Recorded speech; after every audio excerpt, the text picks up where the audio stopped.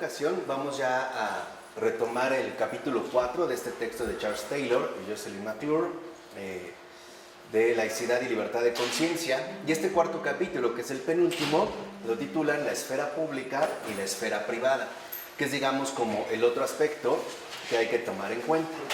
Y lo que vemos, en primer lugar, es que los defensores de una idea republicana de laicidad sostienen generalmente la postura según la cual la práctica de la religión debe mantenerse en los límites de la esfera privada. O sea, que todo aquello que tenga que ver con tu creencia religiosa o con tus convicciones de fondo, como dijimos, que conllevan compromisos de conciencia, se vean, digamos, limitados al ámbito de la esfera privada. Y la esfera pública, esfera donde se colocan, por ejemplo, las escuelas, debe estar exenta de cualquier manifestación de la fe. O sea, en el espacio público no puede haber ninguna referencia a la religión o en general a la fe. Esta exigencia se considera dentro de la idea republicana una consecuencia lógica y necesaria de la separación republicana de la Iglesia y del Estado, ¿no? Como que, bueno, entonces está separado y como lo público es lo civil, en este caso lo que compete al Estado, entonces no puede tener ninguna referencia al ámbito de la fe. Sin embargo, el examen de la distinción entre lo público y lo privado revela una complejidad que a menudo se pasa por alto, que es también lo que intentamos mencionar en el capítulo anterior, ¿no? Cómo nosotros hacemos una reducción insensata de lo que es la laicidad y la planteamos en términos bastante simplistas. Lo mismo ocurre entre esta distinción. Ahora, la distinción público-privado encierra al menos dos grandes sentidos, por no hablar ya de variantes menores, o sea, muchas otras variantes, pero al menos dos grandes sentidos. El primer sentido del predicado público ha sido heredado de la antigüedad romana y se refiere a la sociedad en su conjunto, por oposición a lo que concierne a los ciudadanos privados. Este es el primer sentido, ¿no? La sociedad representa lo público, mientras que los ciudadanos representan lo privado. En este sentido podemos ver cómo, por ejemplo, ¿no?, los actuales protagonistas de los medios masivos de comunicación, en especial la televisión, apelan a este sentido. Dicen, ok, yo tengo una vida pública en tanto pertenezco al ámbito social, pero también tengo una dimensión privada. Entonces, hablamos en este sentido del interés público o la cosa pública, pues de expresión latina, res publica, designa al Estado o al gobierno que se ocupa de los asuntos comunes, a través precisamente de las instituciones públicas que sirven, al menos en principio, al bien común, ¿no? Por ejemplo, cuando un artista, no sé, no paga los impuestos debidos, entonces esta acción de su vida privada pasa a ser de dominio público. ¿Por qué? Porque interviene ya de manera directa el Estado a través de las instituciones correspondientes. Ahora, el otro sentido de público procede del siglo XVIII. Este es muchísimo más reciente y designa lo que es abierto, transparente, accesible, por oposición a lo que es secreto o bien de acceso limitado. Por ejemplo, en este último sentido decimos que se publica un libro, o sea, se publica una determinada información o que la biblioteca está abierta al público, etc. Entonces vemos que al menos hay dos grandes sentidos. El primero, que proviene de la tradición romana, se refiere a lo público en tanto hace referencia a la dimensión social, que se opondría a la dimensión privada de la vida individual. Pero en otro sentido se refiere a lo que es accesible o transparente para todos. Como hoy en día, por ejemplo, se apela mucho al derecho a la información, ¿no? Que la información sea accesible para todos. Y por lo tanto se habla también de dominio público. Por tanto, la consigna que se lanza a menudo, según la cual hay que sacar la religión del espacio público, como sugiere el ideal republicano, puede comportar dos sentidos estrictos por demás distintos. Primero, puede significar que las instituciones públicas, las que sean, y el Estado deben ser neutrales, o sea, que no pueden ni deberían identificarse con una religión en particular ni con la religión general, ya sea que esta última sea mayoritaria o dominante. Por ejemplo, en el caso de México, el catolicismo es ciertamente mayoritario, al menos en teoría, pero no estoy tan seguro si es dominante, al menos en cuanto a la autenticidad de la práctica religiosa. Pero al menos lo quieren suponer, o se quisiera suponer, en base a que sería, digamos, la religión general. Pero, en segundo lugar, esta misma exigencia de neutralidad también podría, según el segundo sentido que apelamos del siglo XVIII, interpretarse en un sentido mucho más amplio. Se exigiría entonces que los espacios públicos estuvieran exentos de cualquier referencia religiosa.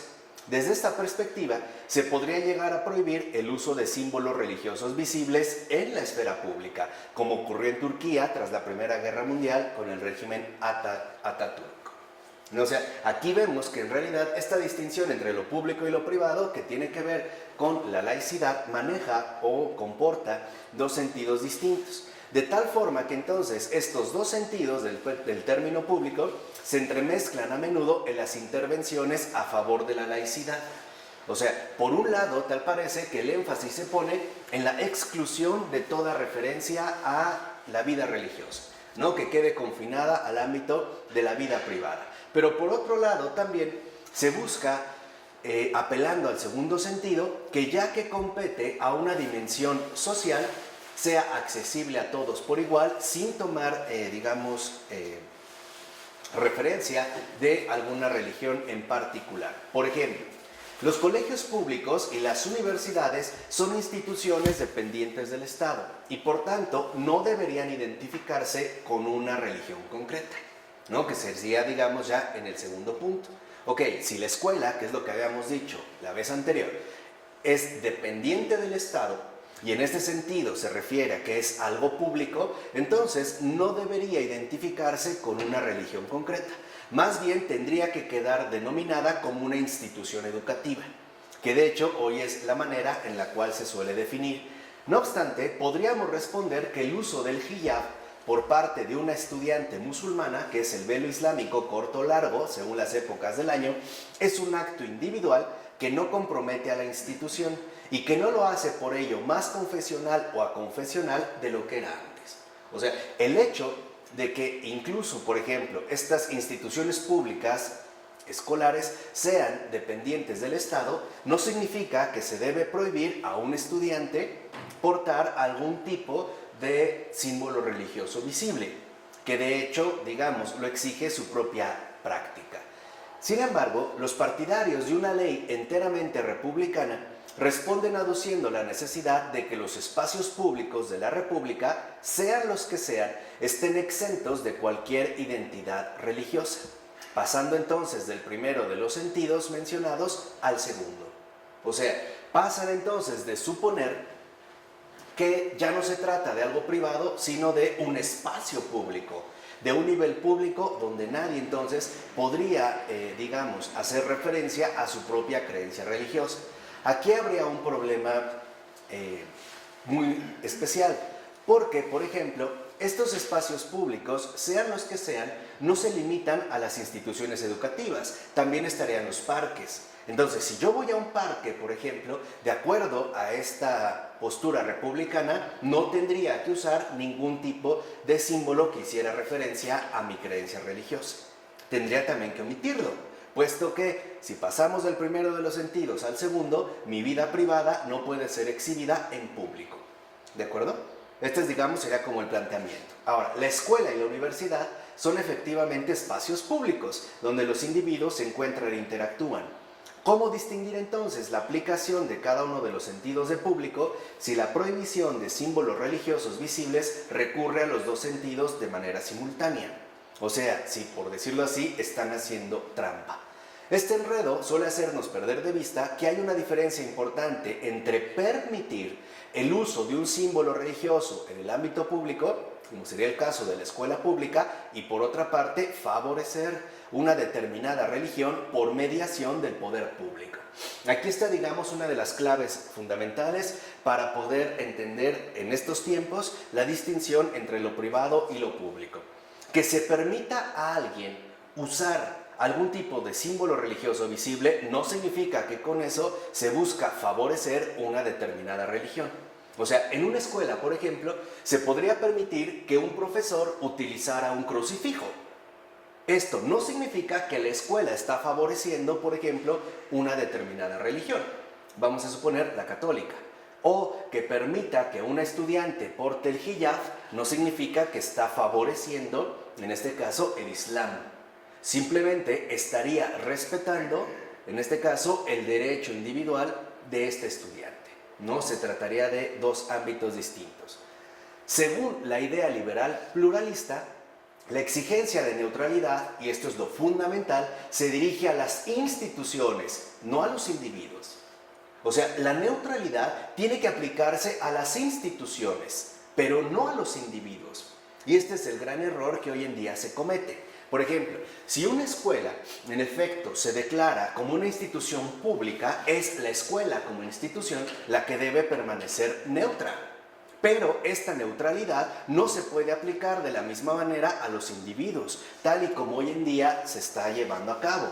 Según la idea republicana, los individuos deben imponerse también el deber de reserva y neutralidad, absteniéndose de manifestar su fe, ya sea cuando visiten una institución pública o incluso para los más radicales, desde el momento en que entran en la esfera pública. Bueno, ¿y qué sucedería entonces al ir en la calle, al entrar en un museo, al ir al parque, ir al cine, etcétera? ¿Qué va a suceder ahí? O sea, lo que estamos viendo es que la laicidad es una exigencia institucional, no un deber individual. Dicho de otra manera, los que deben mantener el deber de reserva y neutralidad son las instituciones, no los individuos. En una escuela, por ejemplo, pública, no se puede favorecer algún tipo de religión, pero esto no significa que también los individuos deben de reprimir sus propias convicciones. No sé si me explico. O sea, lo que realmente, conlleva la neutralidad es a las instituciones. Esta segunda posición, más radical o republicana radical, es especialmente rigurosa para los creyentes cuya fe debe traducirse en acción visible. Por ejemplo, en el tipo de vestimenta o el tipo, de símbolos que hay que emplear, como la kipá judía o el hijab islámico. O en el caso, por ejemplo, de los sacerdotes católicos, el alzacuello, ¿no? Ahí entonces habría, más problemas. Pero algo que no cambia las cosas es el hecho de que para muchos creyentes la fe es un asunto de prácticas y rituales, así como de creencias. Y esto es muy importante. O sea, el hecho de reconocer que para muchos creyentes la fe no solo es una determinada creencia teórica, sino que esta fe a su vez se traduce o se manifiesta en determinadas prácticas y rituales. O sea, la fe conlleva una conjunción de lo privado y de lo público, de lo individual y de lo social. Por ello debemos preguntarnos si es posible separar tan radicalmente la vida privada, las creencias y la vida pública, prácticas y rituales de los individuos, según la distinción que se establece entre los espacios públicos y los espacios privados, sin atentar por ello la libertad de conciencia de dichos individuos y por ende el principio mismo de la laicidad. O sea, no podemos ya seguir suponiendo que la fe se reduce a un conjunto de creencias que no tiene que ver para nada con prácticas visibles. Por ejemplo, en este caso, con prácticas y rituales que conllevan una determinada práctica social, como por ejemplo la procesión de Corpus Christi, o cuando aparece el miércoles de ceniza, el ir en la calle precisamente con la ceniza en la frente, ¿no? Después de la imposición. O sea, la neutralidad no se dirige a los individuos, sino a las instituciones. Tomemos el ejemplo del ámbito hospitalario, que también es un caso muy relevante en esta ocasión. La decadencia de la familia en sentido amplio y el desarrollo del estado de bienestar han provocado, entre otras cosas, que muchas personas pasen momentos determinantes de su vida íntima en espacios públicos, como son los hospitales, centros para estancias hospitalarias prolongadas y establecimientos para cuidados paliativos. O sea, los hospitales, por ejemplo, siguen siendo espacios públicos. Y debido a estos dos factores, la decadencia de la familia, por un lado, y el desarrollo del Estado, por otro, conlleva que mucha gente pase, momentos muy fundamentales de su vida íntima, profunda, en estos espacios. Por lo general, son momentos marcados por el sufrimiento y la vulnerabilidad, el momento final de la vida. Ya sea propia, cuando es uno el que está internado, o ajena, cuando es un familiar o alguien cercano a nosotros. Y la mayoría de la gente desea en esos momentos estar alrededor de los suyos. Y los ritos religiosos siguen siendo, para muchos de ellos, indispensables y por demás necesarios. O sea, aún así sigue siendo un espacio público, pero para la mayoría de los creyentes eso no quita el hecho de que sea fundamental, ¿no?, tener presente la dimensión religiosa. Por eso hay quienes solicitan, por ejemplo, la visita de un sacerdote. O hay sacerdotes que realizan una pastoral de enfermos donde en efecto van a confesar y a llevar la comunión. O hay gente que se dedica a orar con estos enfermos. A mí me tocó el caso de manera personal.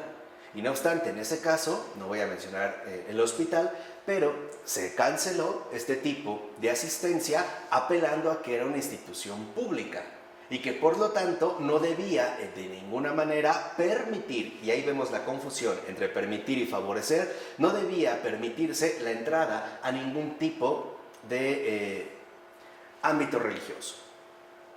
Pero esto atenta contra las convicciones profundas de los propios creyentes. Es por esta razón, por el hecho de que tiene que ver más con la cuestión del sufrimiento y la vulnerabilidad, por lo que no se cuestiona seriamente la presencia de sacerdotes y de lugares de recogimiento, como capillas de oración en los hospitales. Por eso es que hay ahí, lo mismo que en el caso de las prisiones o en el ejército, a pesar de que indudablemente se trata de una institución pública que pertenece de hecho al espacio público. Es por ello, o sea, por el hecho de que en efecto se considera que en tanto mantiene una relación con el sufrimiento, no sería, digamos, tan fácil negar algo así a los individuos. De tal forma que la idea que se pueda separar o desterrar la religión de esos espacios antes mencionados, como la cárcel, las prisiones, el hospital, es por lo menos moralmente sospechosa. En esos ámbitos particulares, por ejemplo, se vería literalmente como una cuestión moral inapropiada. Pero una iglesia, digo, una capilla en un aeropuerto, esa sí hay, por ejemplo, en cada aeropuerto hay una. También hay en hospitales, lo mismo que hay en las prisiones. Sobre todo, ¿por qué? Porque en estos ámbitos particulares se considera que al estar patente el sufrimiento, es fundamental que los propios ciudadanos adquieran las vías de consuelo que requieren para sí mismos, o sea, para mantener en este caso su vida ordinaria de fe, ¿no?, y no privarlos de esta dimensión. Así pues, este entrelazamiento de lo público y lo privado exige soluciones sensatas y sensibles provenientes ante todo de las partes afectadas. O sea, si nosotros prohibimos como una institución, ¿no?, que una persona viva su fe en la dimensión práctica, en la dimensión visible, estamos siendo insensibles a la realidad personal de este individuo. O sea, estaríamos en este caso atentando contra su propio derecho. En resumen, pues, la distinción público-privado es en muchos casos demasiado general e indeterminada para que nos permita evaluar el lugar adecuado de la religión en el espacio público. O sea, no podemos de manera tajante suponer que esta distinción es aplicable en todos los casos, ¿no? Ya vimos cómo en el caso de un hospital o de una prisión, esta distinción pierde vigencia, cosa que no ocurre, por ejemplo, en el ámbito educativo. Y hay una razón de fondo, porque en el ideal republicano el ámbito educativo debe de ser un ámbito de entrenamiento, precisamente para la postura republicana, ¿no? O sea, en lugar de religión, que haya ciencia. Y en lugar de preceptos religiosos, que haya conducta cívica. De ahí que hayan metido en las escuelas públicas, por ejemplo, civismo o educación cívica. En algunos lugares le llaman moral, pero por moral no es otra cosa más que un comportamiento civil correcto y adecuado. O sea, lo que se busca es que en lugar de que una persona se someta, por ejemplo, a Dios, quede condicionada por el sometimiento a la ley. Es decir, al ámbito del comportamiento civil. Por eso, muchas veces en la primaria, las lecciones de civismo es respetar los semáforos, por ejemplo, que es muy pedagógico debido a los colores y a la simplicidad del uso, ¿no? Rojo te detienes, amarillo te previenes y verde avanzas, ¿no? El respetar las señales de tránsito, o sea, finalmente para la convivencia civil. Además, hay un amplio espacio entre el Estado y la vida privada, que a menudo llamamos sociedad civil, en el que múltiples movimientos sociales y asociativos, algunos alentados por un impulso espiritual o religioso, alimentan el debate sobre cuestiones de interés público y se comprometen con causas caritativas o humanitarias. Y esto lo hacen precisamente en el ámbito público, es decir, en el espacio público, como hoy en día, por ejemplo, están como muy en boga los Hare Krishnas, ¿no? O los veganos, que están adquiriendo un tinte, por lo menos espiritual, de armonía con todo el universo, lo cual también conllevaría el no mantener ningún tipo de contacto con el sufrimiento, en particular animal. Así pues, la religión no puede simplemente contenerse dentro de los estrictos límites del domicilio y los lugares de culto. O sea, no podemos suponer, y esto es lo que pretende hacer el ideal republicano, o sea, atentar contra la laicidad, que mi creencia religiosa se va a limitar a mi propia casa y a los lugares correspondientes de culto a los que se me permite asistir. Pero fuera de ahí no lo puedo hacer, ¿no? Ya vimos, la neutralidad es para las instituciones, no para los individuos. De tal forma llegamos al punto 5, al capítulo 5, donde se aborda ya la cuestión de los símbolos y rituales religiosos en el espacio público, que si lo vemos es como el paso fundamental para encuadrar muy bien el planteamiento de la laicidad. Entonces, así como vemos que la distinción público y privado es demasiado vaga, porque cuando incluso, por ejemplo, a uno de estos protagonistas, ¿no?, de la televisión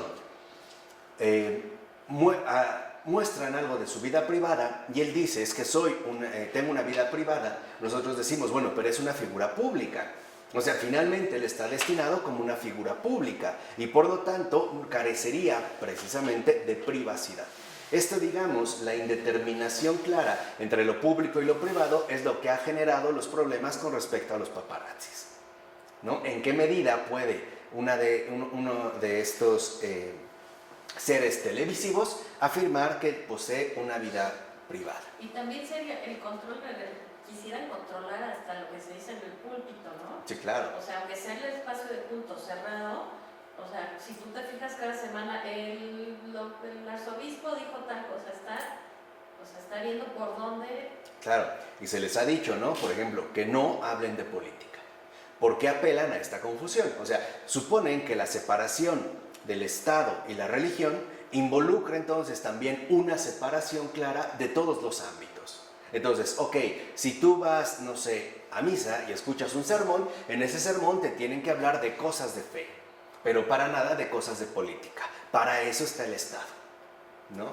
Aquí es cuando nosotros empezamos a ver, digamos, uno de los puntos débiles de nuestra realidad social actual. Ahora, desde el punto de vista conceptual, entonces se necesita una teoría de la laicidad que diferencie más claramente los principios morales que fundamentan la laicidad y los acuerdos institucionales que materializan dichos principios, que también habíamos comentado la vez anterior. O sea, no debemos confundir los principios morales con los acuerdos institucionales. Ya vimos que, por ejemplo, la separación entre el Estado y la Iglesia no es un principio moral, es un acuerdo institucional. Es, de hecho, un procedimiento institucional para garantizar la libertad de creencia.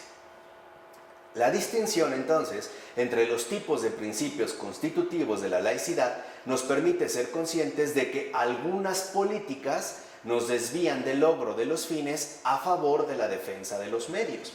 O sea, no se ponen a pensar, por ejemplo, en cuáles son los fines que está buscando una persona a través de la fe, sino que se limite a la imposición de los medios. En este caso, por ejemplo, a la separación del Estado y la Iglesia, de lo político y lo religioso, y ahí se quedan.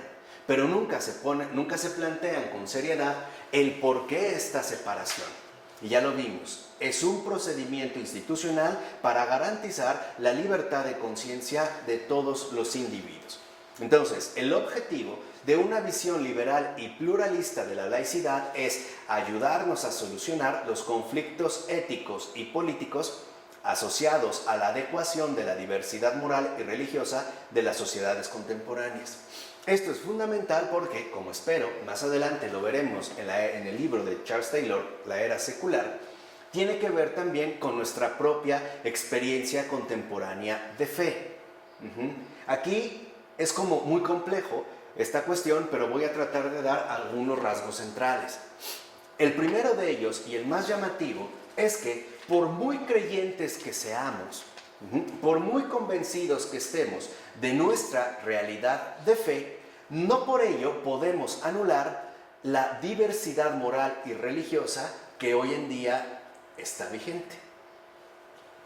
O sea, nos enfrentamos de manera continua a la cuestión moderna de la diversidad, tanto moral y religiosa. Y esto afecta también de manera directa nuestra vivencia de fe. ¿Por qué? Porque habrá algún momento en el que los creyentes, por lo regular, nos tengamos que hacer un cuestionamiento. Y ese sería el siguiente: ¿estaré en lo correcto? ¿No será quizá que estoy siendo impositivo, dogmático, cerrado, anticuado, y que podría haber, al menos como una posibilidad, algunas alternativas distintas de vivir moral y religiosamente diferentes a la mía, que pudieran ser válidas? Esto es algo que a todos nos pega, de una o de otra manera. O sea, de repente puedes ver que una persona lleva una vida moral y religiosa diferente de la tuya y que al parecer, ¿no?, incluso nos llevaría a considerar que quizás sea aceptable, que por lo menos no sería, por así decirlo, tan reprobable como pudiera suponer a primera vista. ¿Por qué? Porque este es el impacto que la experiencia de la fe genera la diversidad moral y religiosa. A veces también una persona seria en su creencia se va a plantear algo como lo siguiente: ¿de verdad estarán tan equivocados como puedo suponer? Pero no el Papa anima a la tolerancia. No el Papa anima a la tolerancia. Claro, pero estoy hablando del efecto que produce la diversidad sobre los creyentes, o sea, sobre nuestra propia experiencia de fe. Sí, porque disculpamos, es que no está tan mal, pero claro, no está bien. Esto, de alguna manera, lo que quería yo resaltar es que en todos, en algún u otro momento, genera una especie de incertidumbre interior. En algún momento nos planteamos al menos la posibilidad de que es posible una vida moral y religiosa diferente de la mía. Y más cuando vemos a lo mejor los resultados o los principios que rigen una opción diferente a la que yo he adoptado, ¿no? O sea, antes esto no se daba porque no había esta diversidad moral y religiosa. Esto es algo típico de la condición moderna, pero es un fenómeno que no podemos pasar por alto, porque también esto trae consigo el debilitamiento de nuestra fe, tarde o temprano, de una o de otra manera. Porque es tal, vamos a decirlo así, la oferta que se presenta en tanto multiplicidad de opciones, que pareciera que entonces la primacía de nuestra creencia se ve debilitada, ¿no? Es tal, digamos, ya la diversidad que se va asumiendo, incluso aunque no tenga que ver con una cuestión religiosa, que ya empezamos a sentir como si al menos fuera posible llevar una alternativa diferente a la que nosotros hemos decidido seguir. Esto tiene que ver, vuelvo a repetir, con nuestra experiencia de fe. Ahora, esta actual propuesta, que es la que Taylor está desarrollando de conceptualización, puede ser una buena y fecunda guía cuando las sociedades se enfrentan a dilemas que cuestionan el lugar de la religión en el espacio público o la libertad de conciencia de los ciudadanos, que son, digamos, los dos factores centrales que aquí han entrado en juego. Ante tales dilemas, es importante solucionar de manera adecuada las tensiones éticas existentes en nuestra sociedad actual.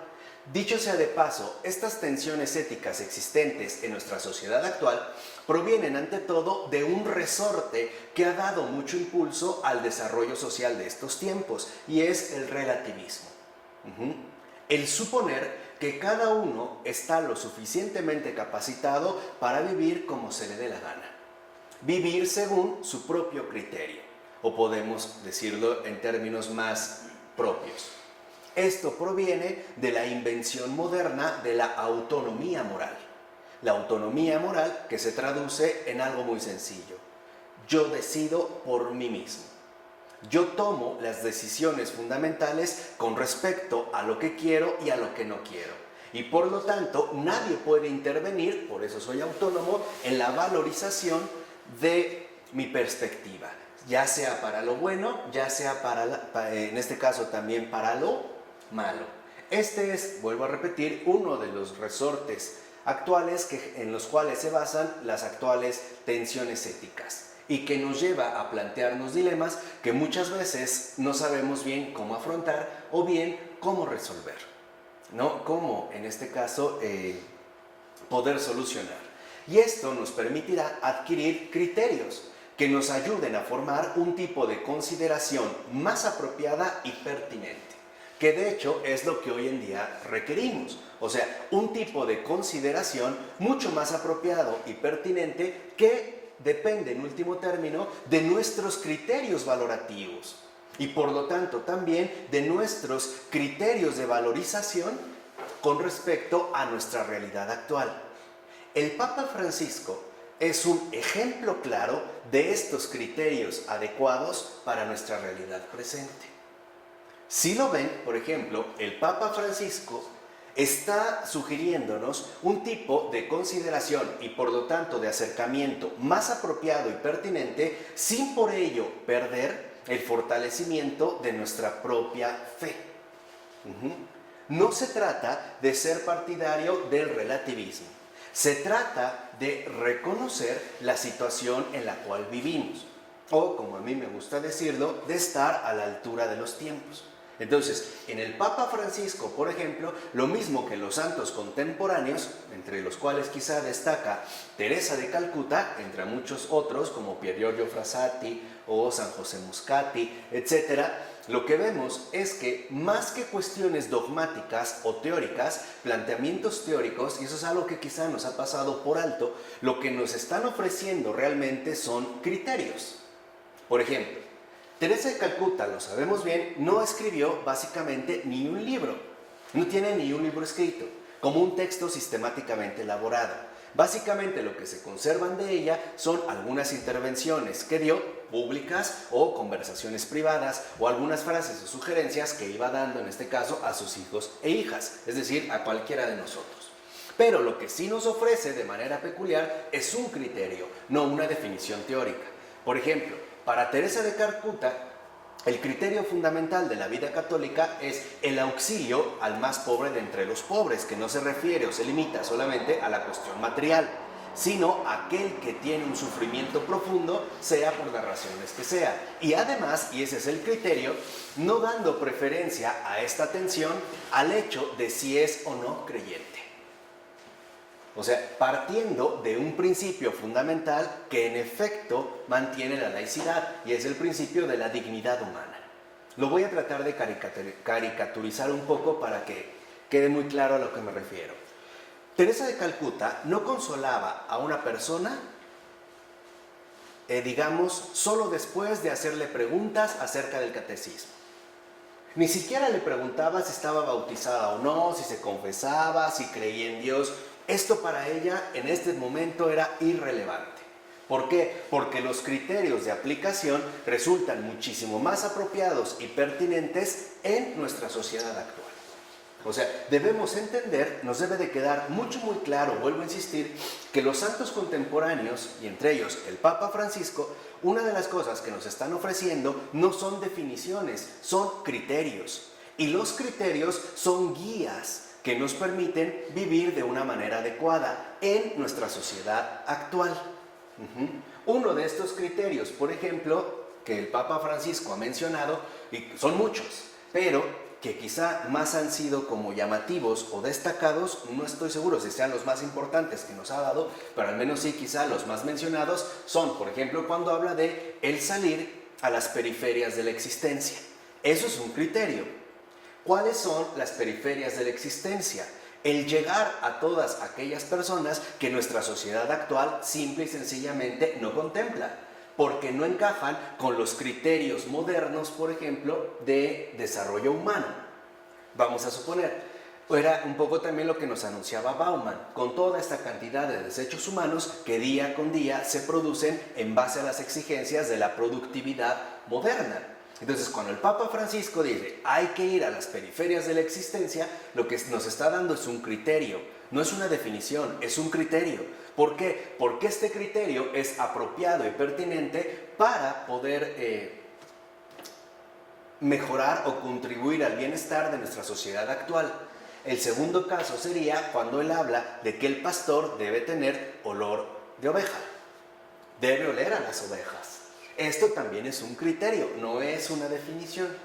¿Qué significa como criterio? Que no puede haber una separación entre el pastor y su rebaño. En este caso, vamos a decirlo así, entre el sacerdote, el obispo o el cardenal y los feligreses, es decir, todo el conjunto de creyentes que conforman un mismo cuerpo. Entonces lo que él decía es, a ver, tener en este caso olor de oveja, y la palabra olor aquí es muy fuerte, significa que debe de estar en un contacto directo y profundo con la realidad que atiende. Un ejemplo, si yo atiendo o me toca atender niños con síndrome de Down, es obvio que voy a adquirir un particular olor. Yo no sé si lo saben o no, pero los niños, niñas, las personas en general con síndrome de Down tienen un olor en la saliva muy peculiar y muy intenso. Entonces, yo no puedo, por ejemplo, mantenerme ahí a distancia. Si yo estoy entre estas ovejas, también me voy a impregnar, por así decirlo, de los olores que ellos tienen. Esto implicaría, entonces, cercanía. Por ejemplo, la cuestión de la cercanía y el acercamiento, que no son la misma cosa. ¿Sí queda claro en esos criterios? Por ejemplo, el acercamiento no implica cercanía, ¿eh? Yo puedo acercarme a una persona y no tener cercanía. Yo puedo estar ahí, pero no entrar en una comunión profunda, que es lo que el Papa Francisco está insistiendo. Ahora bien, para ilustrar mejor la utilidad normativa, es decir, los criterios de la presente teoría, analicemos uno de los problemas que dan más quebraderos de cabeza a las democracias contemporáneas, y es el uso de los símbolos religiosos en los espacios públicos. La neutralidad religiosa del Estado obliga a que las instituciones públicas no favorezcan ninguna religión, lo cual no implica que los ciudadanos que frecuenten dichas instituciones privaticen, es decir, repriman, oculten o simplemente omitan su filiación religiosa, pues esto mismo atentaría contra la libertad de expresión de cada individuo. O sea, no podemos nosotros renunciar a nuestra libertad de expresión según lo que el Estado, en ese sentido, quiere imponer cada vez más. O sea, si por ejemplo, en mi caso, me gusta traer un crucifijo o un rosario colgado, ¿no?, exhibido, y yo fuera diputado y voy a dar un discurso, me lo tuviera que quitar. Esto es atentar contra mi libertad de expresión, que aquí es donde en efecto vemos cómo el ideal republicano del Estado no es ingenuo y en efecto busca reprimir, ocultar u omitir la dimensión religiosa, pero no otras cosas que no tienen que ver precisamente con el ámbito religioso. Por ejemplo, la exhibición en público de mis preferencias sexuales. Yo puedo hacer un festival donde salga desnudo, apelando, por ejemplo, a mi libertad de expresión. Y eso, de cierta manera, sería permitido, que es curioso, ¿no? Pero ir a lo mejor en una procesión con el Santísimo no sería permitido. Se diría que es un espacio público, pero sí puedo salir en pelotas a la calle, porque es público. Incluso, como lo hicieron, no solo tengo que ir caminando, lo puedo hacer en bici, ¿no? Y es finalmente mi derecho de expresión. Pues bien, Con razón. ahora entendemos. ¿Cuáles son las implicaciones y repercusiones que conlleva la neutralidad del Estado para los funcionarios que representan tales instituciones públicas? O sea, ¿de qué manera estos funcionarios deben asumir tal exigencia de neutralidad? ¿Qué es lo que hoy en día, en efecto, no se logra resolver?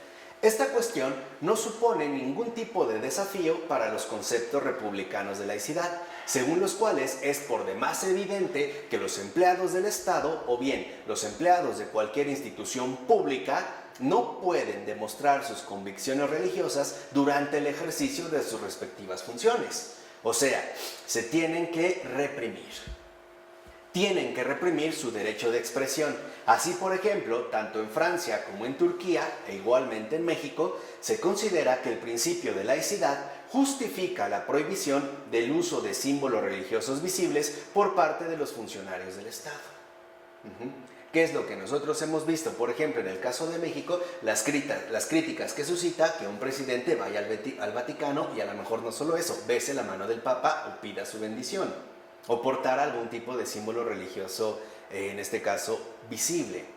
Lo que vemos es que en realidad esta postura no es laica, es republicana, no laica. La laicidad no reprime, la laicidad reconoce. Y esta es, digamos, una diferencia crucial para entender nuestra situación contemporánea. Sin embargo, esta cuestión es más difícil de resolver para los modelos, para los modelos liberales y pluralistas de laicidad que intentan equilibrar, por una parte, una protección amplia de la libertad de conciencia y culto, y por otra, garantizar la igualdad de trato a todos los ciudadanos, cosa que ciertamente requiere y fomenta la propia neutralidad de las instituciones públicas. O sea, lo que quiero que entiendan es que si las instituciones públicas en efecto son neutrales, es decir, si respetan su funcionalidad neutral, entonces esto garantiza que los individuos podamos mantener nuestro derecho de expresión. Lo que debe ser neutral, vuelvo a insistir, son las instituciones, no los individuos.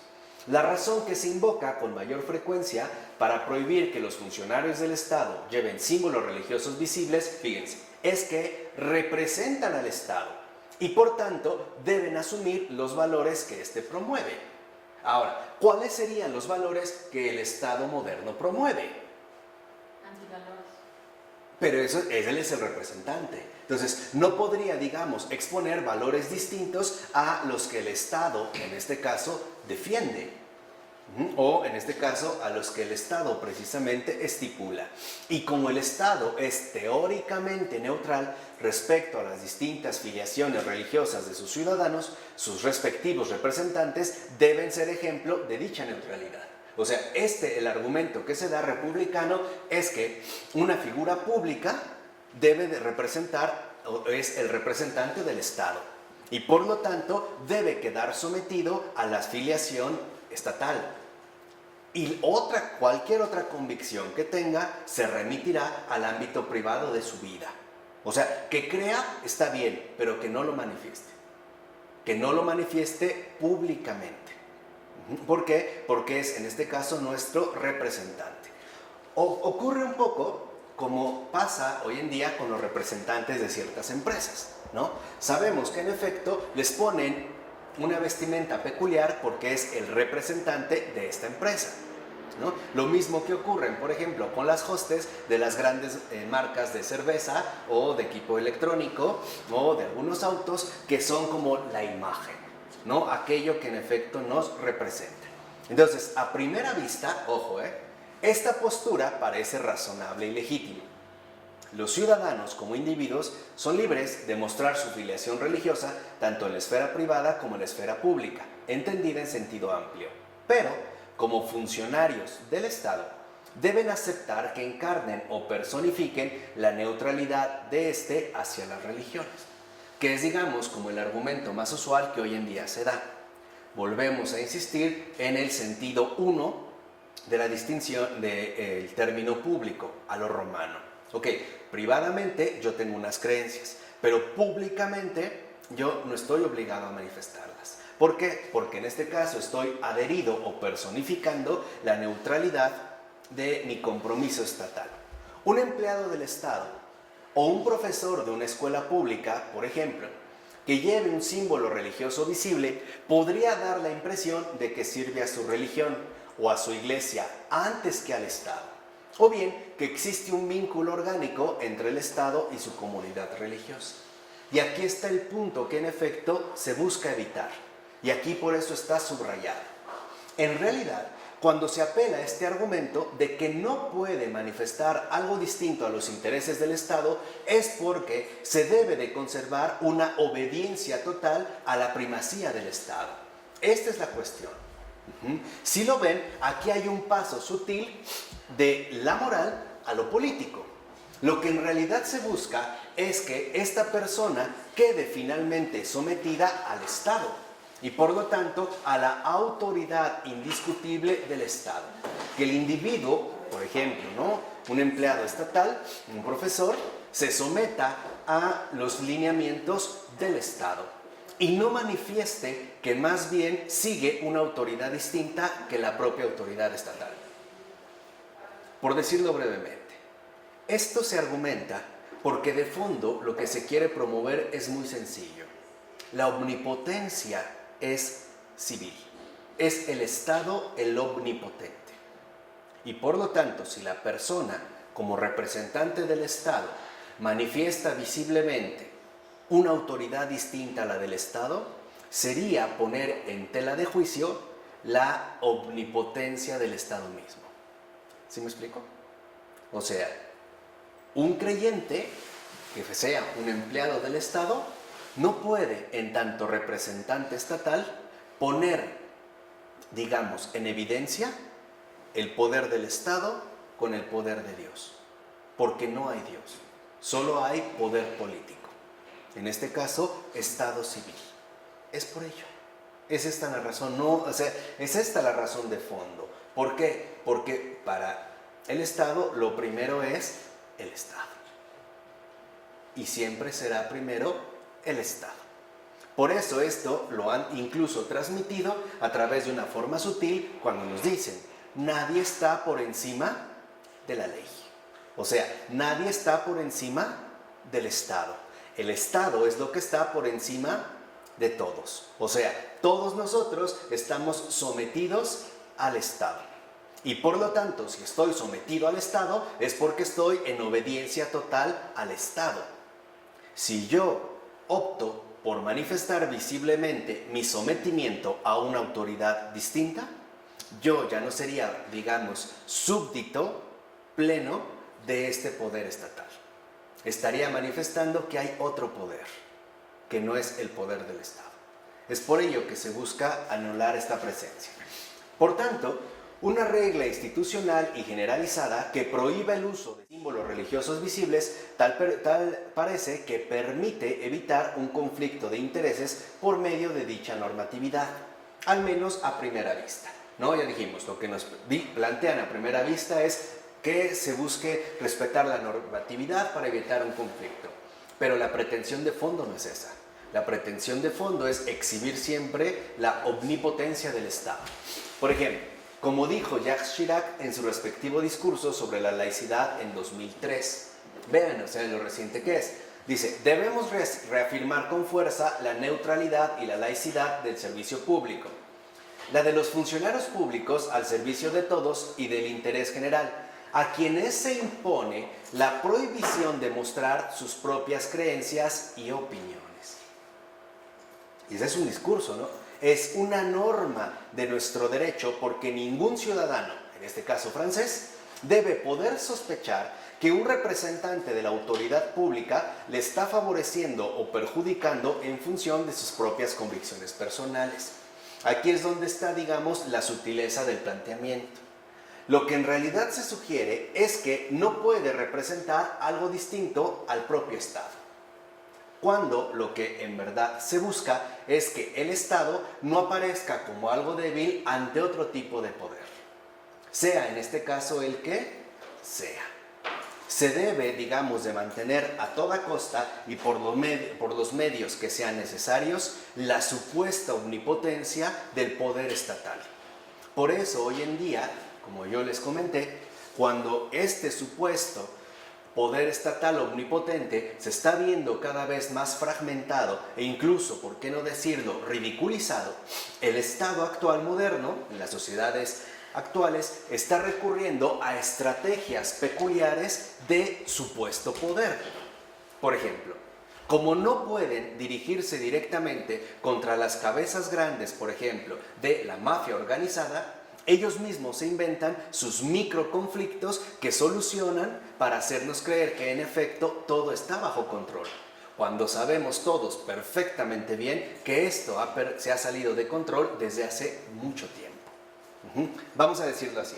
Como no pueden agarrar a los verdaderos criminales, porque son impotentes ya para hacerlo, se inventan sus mini criminales. Estos mini criminales son, digamos, divulgados como enemigos públicos o enemigos de la sociedad pública que, una vez siendo capturados, le vuelven a dar nuevamente al Estado su legitimidad. O sea, lo que está de fondo es la legitimidad del Estado. Como el Estado ya no puede ir contra los verdaderos cabecillas, ahora se inventa sus propios delincuentes. Vamos a llamarlos así, delincuentes de talla menor. Porque es curioso, al menos en México han agarrado a muchos narcotraficantes, pero el narcotráfico no ha disminuido en nada. Nada. Entonces, pueden decir que agarraron un contenedor con 100 kilos de cocaína, pero si realmente atendemos a la estadística de consumo de cocaína en Estados Unidos, veremos que eso es nada, comparado con lo que se consume. ¿Sí me explico? Esta es una de las estrategias actuales para que el Estado, supuestamente, promueva todavía su legitimidad. Algo se tiene que inventar, y lo digo sinceramente, algo mayor se tiene que inventar. Y el ejemplo más claro lo tuvimos en las supuestas banderas falsas como el atentado del 11 de septiembre. Se tiene nuevamente que autolegitimar el Estado inventándose un enemigo ante el cual, una, nos va a defender y dos, nos va a proteger. Por eso, si lo ven, el temor que se metieron en estos países occidentales, especialmente en Estados Unidos, hacia la noción del terrorismo ha sido muy alta. Pero bueno, debemos recordar que la prohibición de que los funcionarios del Estado o empleados de cualquier institución pública lleven símbolos religiosos tiene de hecho un doble precio. Aquí es donde vemos el precio que tiene esta imposición estatal, porque es una imposición. Primero, la restricción de la libertad de conciencia y de culto de las personas afectadas, lo cual ya no es ni legal ni democrático, porque se me está restringiendo esta libertad. Y dos, también una restricción, al menos potencialmente, de la igualdad de derechos con respecto al acceso a los empleos de la función pública. O sea, también en este sentido se está atentando contra la igualdad de derechos que tiene una persona con respecto a otra, independientemente del uso o no de los símbolos religiosos que tengan. Yo escuché hace poco una persona que decía que él quería puros empleados testigos de Jehová, porque esos no se emborrachan, son muy cumplidos, están apegados al deber y no como los católicos. Puede ser un chiste, pero de fondo lo que vemos es esto. Involucra atentar contra los derechos que tenemos todos para acceder a los empleos de la función pública. O sea, no nos pueden a nosotros no contratar por ser creyentes o por tener una convicción religiosa o bien por practicar una religión. Y aunque ningún derecho sea absoluto, una democracia liberal debe tener siempre buenas razones para no respetar los derechos y libertades fundamentales de todos y cada uno de sus propios ciudadanos. O sea, ok, aceptamos que los derechos no son absolutos, pero el Estado, al menos dentro de una democracia liberal, tiene que darnos buenas razones para decirnos el por qué no lo podemos hacer, o bien el por qué no lo debemos hacer. ¿Cómo podría una democracia en verdad liberal, como la que supuestamente estamos viviendo, justificar plenamente tal tipo de imposición? Cuando se supone que la democracia, ante todo, es la vigilancia de los derechos individuales, no la imposición hacia los individuos, ¿no? Aunque la apariencia de neutralidad sea importante, ¿por qué es eso? Una simple apariencia, no creemos, dice Taylor, que logre justificar una regla general como aquella que prohíbe el uso de símbolos religiosos visibles a los funcionarios del Estado. O sea, el punto central es que la neutralidad es apariencia porque el Estado solamente busca que nosotros estemos convencidos de que no existe ningún otro poder más que el poder del Estado. Y incluso ha desarrollado estrategias también para convencernos de este poder, incluso de forma visible, por ejemplo, a través de los desfiles militares. Un desfile militar no es para nada inocente. Un desfile militar es la exhibición pública, abierta, transparente, del armamento que un país posee, una, para protección de los que estamos adentro, pero también para aniquilación en caso de que sea necesario para los que están afuera. O sea, es tanto como decir, mira lo que tengo. Y esto que tengo estoy dispuesto a usarlo. Pero no solo lo voy a usar contra alguien extranjero, también estoy dispuesto a usarlo contra los propios ciudadanos que no se apeguen o que no queden sumidos o, en este caso, subyugados ante el poder del Estado. De ahí vemos que incluso una de las preferidas y más eficaces resolución de los conflictos sociales consiste en el envío del ejército. Ahí es cuando vemos, en efecto, la imposición de este poder. Si mandan a policías normales, prácticamente la gente no se inmuta. Si mandan a granaderos, bueno, se cubren un poco más, pero el conflicto sigue. Pero si llegan los militares, todos a correr. ¿Por qué? Porque sabemos que el ejército de un país es el arma aniquiladora por excelencia. Nosotros sabemos ya que un ejército va a matar, no va a negociar, no va a tranquilizar, va a anular. De hecho, ese es su propósito, ¿no? Ese fue como uno de los aspectos centrales que vinieron a configurar los estados modernos, como ya Maquiavelo había mencionado. Ahora, lo que de verdad importa ante todo en este caso es que estos, o sea, los funcionarios o empleados públicos, demuestren una clara imparcialidad en el ejercicio de sus respectivas funciones.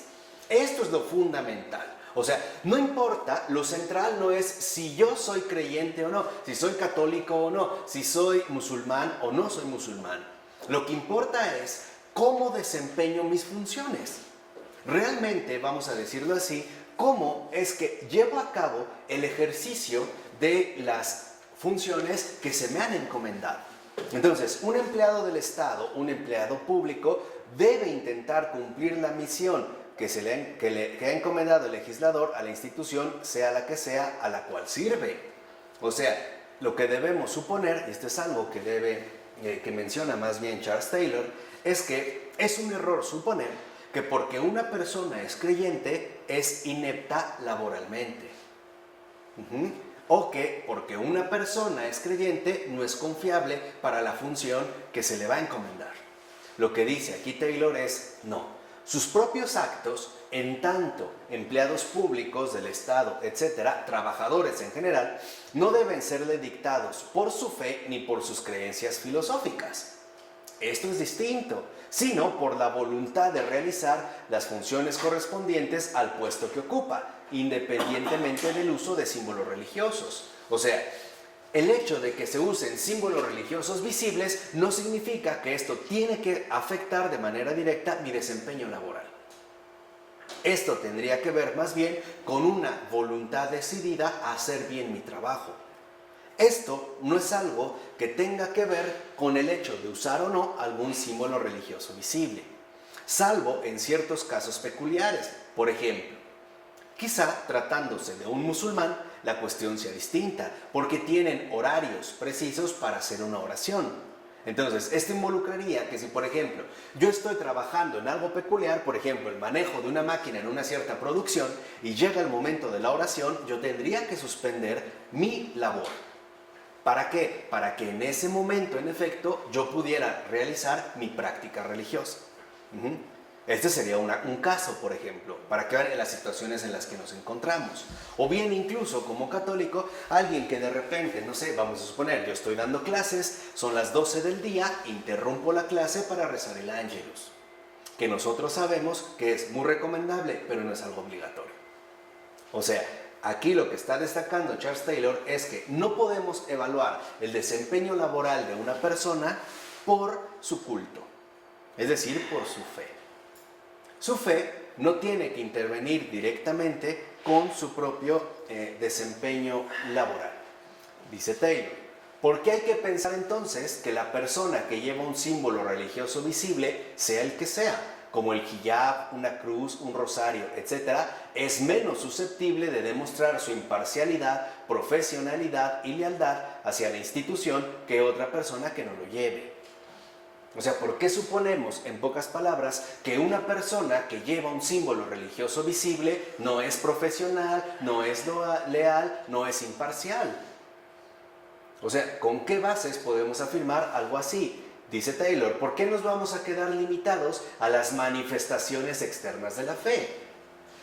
Lo mismo sucede en caso contrario. Hay personas que consideran que porque una persona lleva un rosario ya es una persona muy devota, o porque alguien realmente lleva a Cristo es un discípulo de Cristo. Y no necesariamente es el caso. ¿Por qué hemos de perder de vista, ojo, la calidad del servicio? O sea, el adecuado ejercicio de la función debido a las manifestaciones externas de la fe. Aquí es donde nosotros hacemos una evaluación adecuada de nuestra realidad. En el caso de un empleado, lo primero que tenemos que valorar es el adecuado ejercicio de la función. Por ejemplo, es tanto como suponer que si yo traigo por fuera o exhibido un rosario o un crucifijo, ya no soy un buen profesor. O esto afectaría en mi exposición académica. O que me lo tendría que quitar, o que lo tendría que ocultar. Entonces, dice Taylor, momento, las manifestaciones externas de la fe no condicionan necesariamente el adecuado ejercicio de la función de un determinado empleado. O sea, la fe no necesariamente condiciona, limita, merma o anula la calidad moral de un individuo. Entonces lo que dice es, ¿por qué en algunos trabajos, si una persona llega con algún símbolo religioso visible, de antemano es etiquetado como un inepto? Y esto es muy común.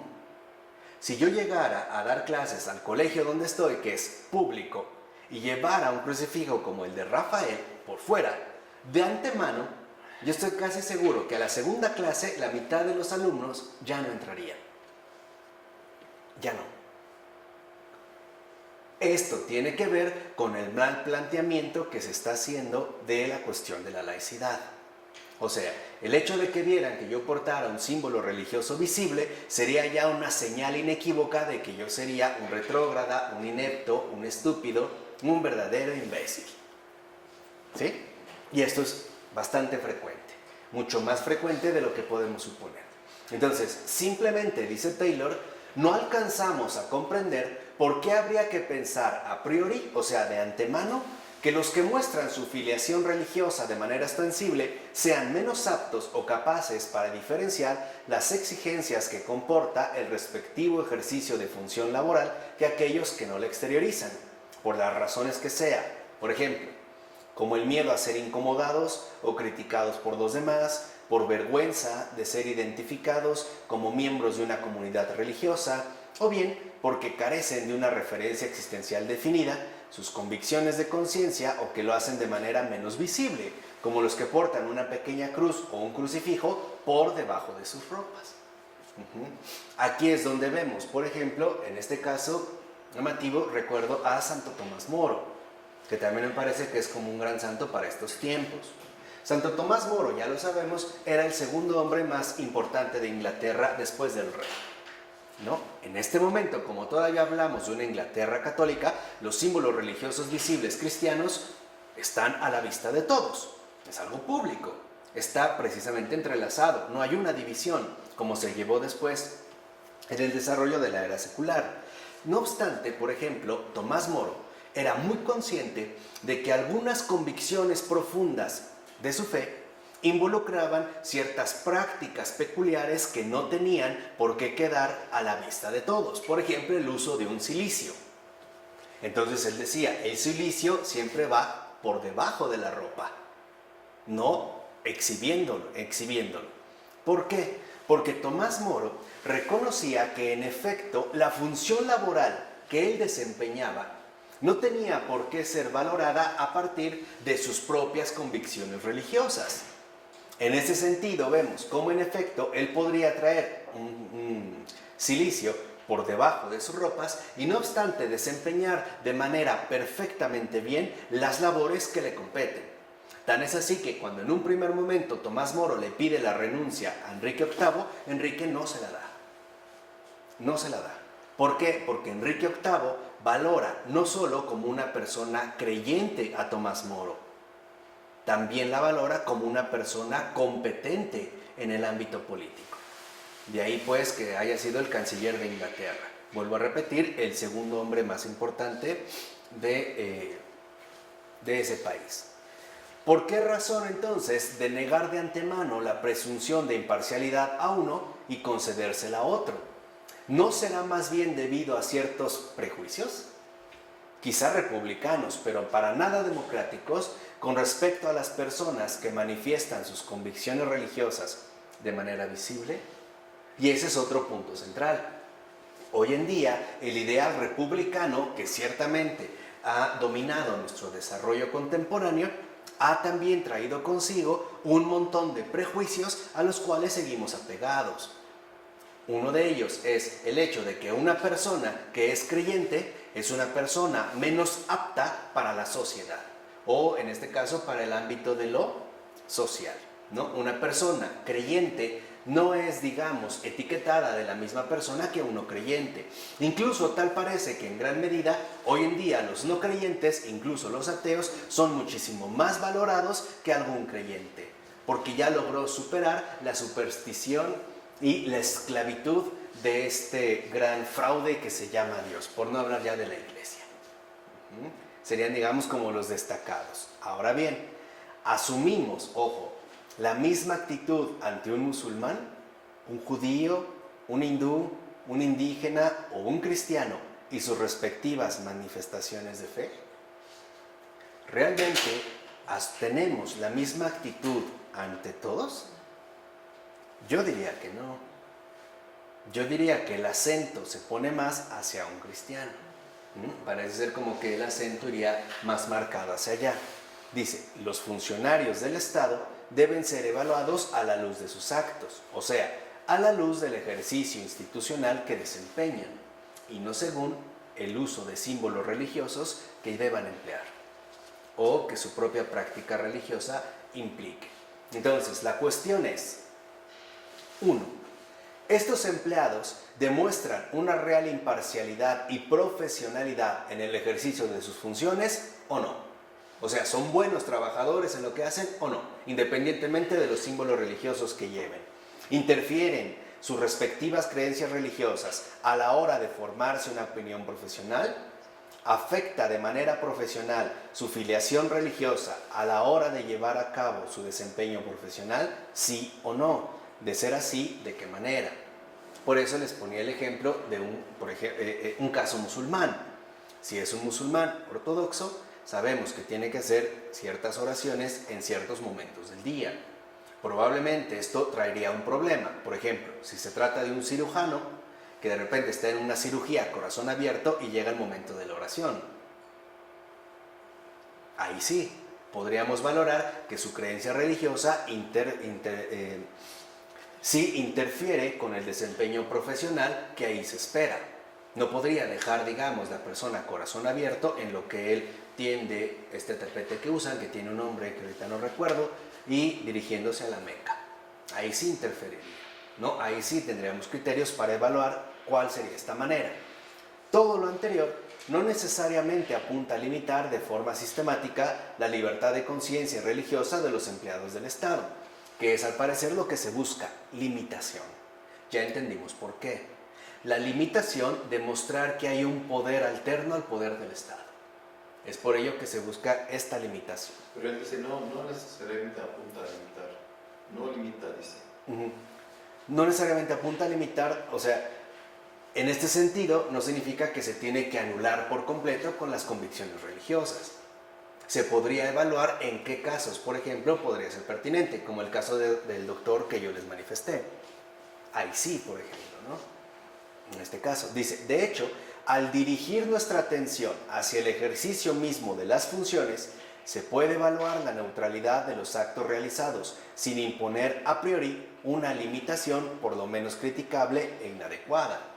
Al rato vamos a ver un poquito más adelante cómo se expone el caso de un juez, para que vean en la sociedad precisamente en la cual vivimos, ¿no? ¿Qué sucede en este caso? Por ejemplo, lo que habría que proscribir en el caso de un empleado que lleve un símbolo religioso visible y haga proselitismo en su trabajo, lo que realmente deberíamos nosotros proscribir es este proselitismo, no el hecho de que lleve un símbolo, que en sí mismo no es un acto de proselitismo. Que Rafael traiga una cruz no significa que entonces está promoviendo que todos traigamos una cruz. No. Pero si él se pone, entonces sí, ahora hablar de la cruz, en este caso, esa es otra cosa. Eso sí sería un proselitismo. Pero lo que nosotros, digamos, en este sentido, vamos a discutir es el proselitismo, no el hecho de que porte un símbolo o de que lleven un símbolo visible, ¿no? Ahora, puede ser, debido a los prejuicios republicanos, que a los ciudadanos les choque que un funcionario del Estado, un empleado público en general, lleve un símbolo religioso, con independencia de sus competencias. O sea, que veamos, por ejemplo, que algún empleado público, algún funcionario del Estado, lleve un símbolo religioso. Dice Taylor, bueno, ¿cómo se explica esta reacción? ¿Por qué reaccionamos así? Es posible que en muchos casos provenga de una sospecha de fondo infundada o incluso de la intolerancia hacia la religión en general o hacia las religiones minoritarias en particular. Porque en efecto, el ideal republicano de las sociedades actuales, lo que también de esta manera, ¿no?, va propagando poco a poco es intolerancia hacia la religión. Tan es así que busca su eliminación visible en el espacio público y, de ser posible, también su erradicación en el ámbito privado. O sea, no solamente que se esté exento de la dimensión religiosa en el ámbito público, sino también que en el privado cada vez se apele de manera menos hacia la religión misma, ofreciéndonos supuestos sustitutos para llenar, por ejemplo, en este caso, el vacío. Ejemplo, en lugar de seguir los mandamientos de Dios, sigamos el Código Penal y Civil. ¿No? Tenemos ya, en este caso, los lineamientos a los cuales adaptarnos. Incluso también la idea del castigo o la recompensa, aquellos que ejercen el poder, etcétera, etcétera. Entonces, debemos limitar el libre ejercicio de la religión de determinados ciudadanos sobre esta base, es decir, sobre la intolerancia. Aquí lo que vemos es que la laicidad, la auténtica laicidad, justamente lo que vence es la intolerancia. En las sociedades diversificadas, en las que conviven múltiples religiones y relaciones con la religión, hay que apostar más bien por el aprendizaje de la convivencia que favorece la comprensión y el respeto mutuos. Y este es el gran desafío en estos tiempos, el aprendizaje de la convivencia. El no dar por hecho que porque alguien es creyente o no creyente, es incompatible con nuestra convivencia humana. ¿Sí? Este es el primer paso, no dar por un hecho infundado, es decir, por un prejuicio y por intolerancia, que las relaciones con la religión, que pueden ser diversas en nuestra sociedad actual, incluso la multiplicidad de opciones religiosas que se viven, ya excluye la convivencia. No, más bien habría que apostar por el aprendizaje de esta convivencia que favorece ante todo la comprensión y el respeto mutuos. Es decir, lo que yo les había dicho, el reconocimiento. Tan es así que Charles Taylor tiene un texto muy pequeño que así lo titula, La política del reconocimiento. Esta política del reconocimiento involucra, primero, darnos cuenta de la situación real en la que vivimos. 2, reconocer la diversidad con respecto a las posturas religiosas y relaciones que se viven con la religión hoy en día, sin que por ello nos veamos de inmediato ya tentados a excluir cualquier tipo de acercamiento o bien de convivencia. Y dice Taylor, sin embargo, ¿cómo vamos a habituarnos a símbolos religiosos con los que la mayoría no estamos de hecho familiarizados si una serie de profesionales clave, políticas, educativas, etcétera, están cerradas a aquellos para los que la fe debe traducirse en el uso de tales símbolos religiosos visibles? O sea, ¿cómo carajo van a aprender si no se les permite enseñar estas convicciones? ¿Cómo podemos aprender, cómo podemos adquirir este aprendizaje de la convivencia si no se les permite que nos enseñen literalmente sus propias convicciones o que las anulen? Dice en este sentido, ¿no correríamos el riesgo de que una laicidad más severa favoreciera el repliegue comunitario más que la integración? ¿Y no es esto hoy en día lo que se vive? El repliegue comunitario significa que cada uno se va integrando dentro de ciertas facciones. pero no hay integración. Hay grupitos, pero no hay integración. O sea, cada facción se va creando, digamos, su propio ámbito o espacio de convivencia, ¿no? Su propio grupo o club de pertenencia. Eso es lo que está sucediendo. ¿Por qué? Por la intolerancia que una laicidad malentendida está generando. En lugar de una integración, se favorece el repliegue comunitario. Los judíos aquí, los musulmanes acá, los hindúes acá, los veganos acá, los carnívoros por allá, los católicos aquí, los evangélicos acá. O sea, cada uno, ¿no?, replegado en su propio grupo de pertenencia. Dice, ¿acaso dicha severidad no es fuente social de intolerancia? ¿Y no es esto justamente lo que actualmente ocurre? Porque no se ha dado un aprendizaje de convivencia. Sí, porque la tolerancia que ellos proclaman es una tolerancia que elimina la religión. Claro. Y en nombre de la tolerancia eliminan la religión, ¿sí? Entonces es un error, no es tolerancia. Al eliminar la religión del espacio público, también se está planteando sutilmente la religión como un enemigo público del Estado.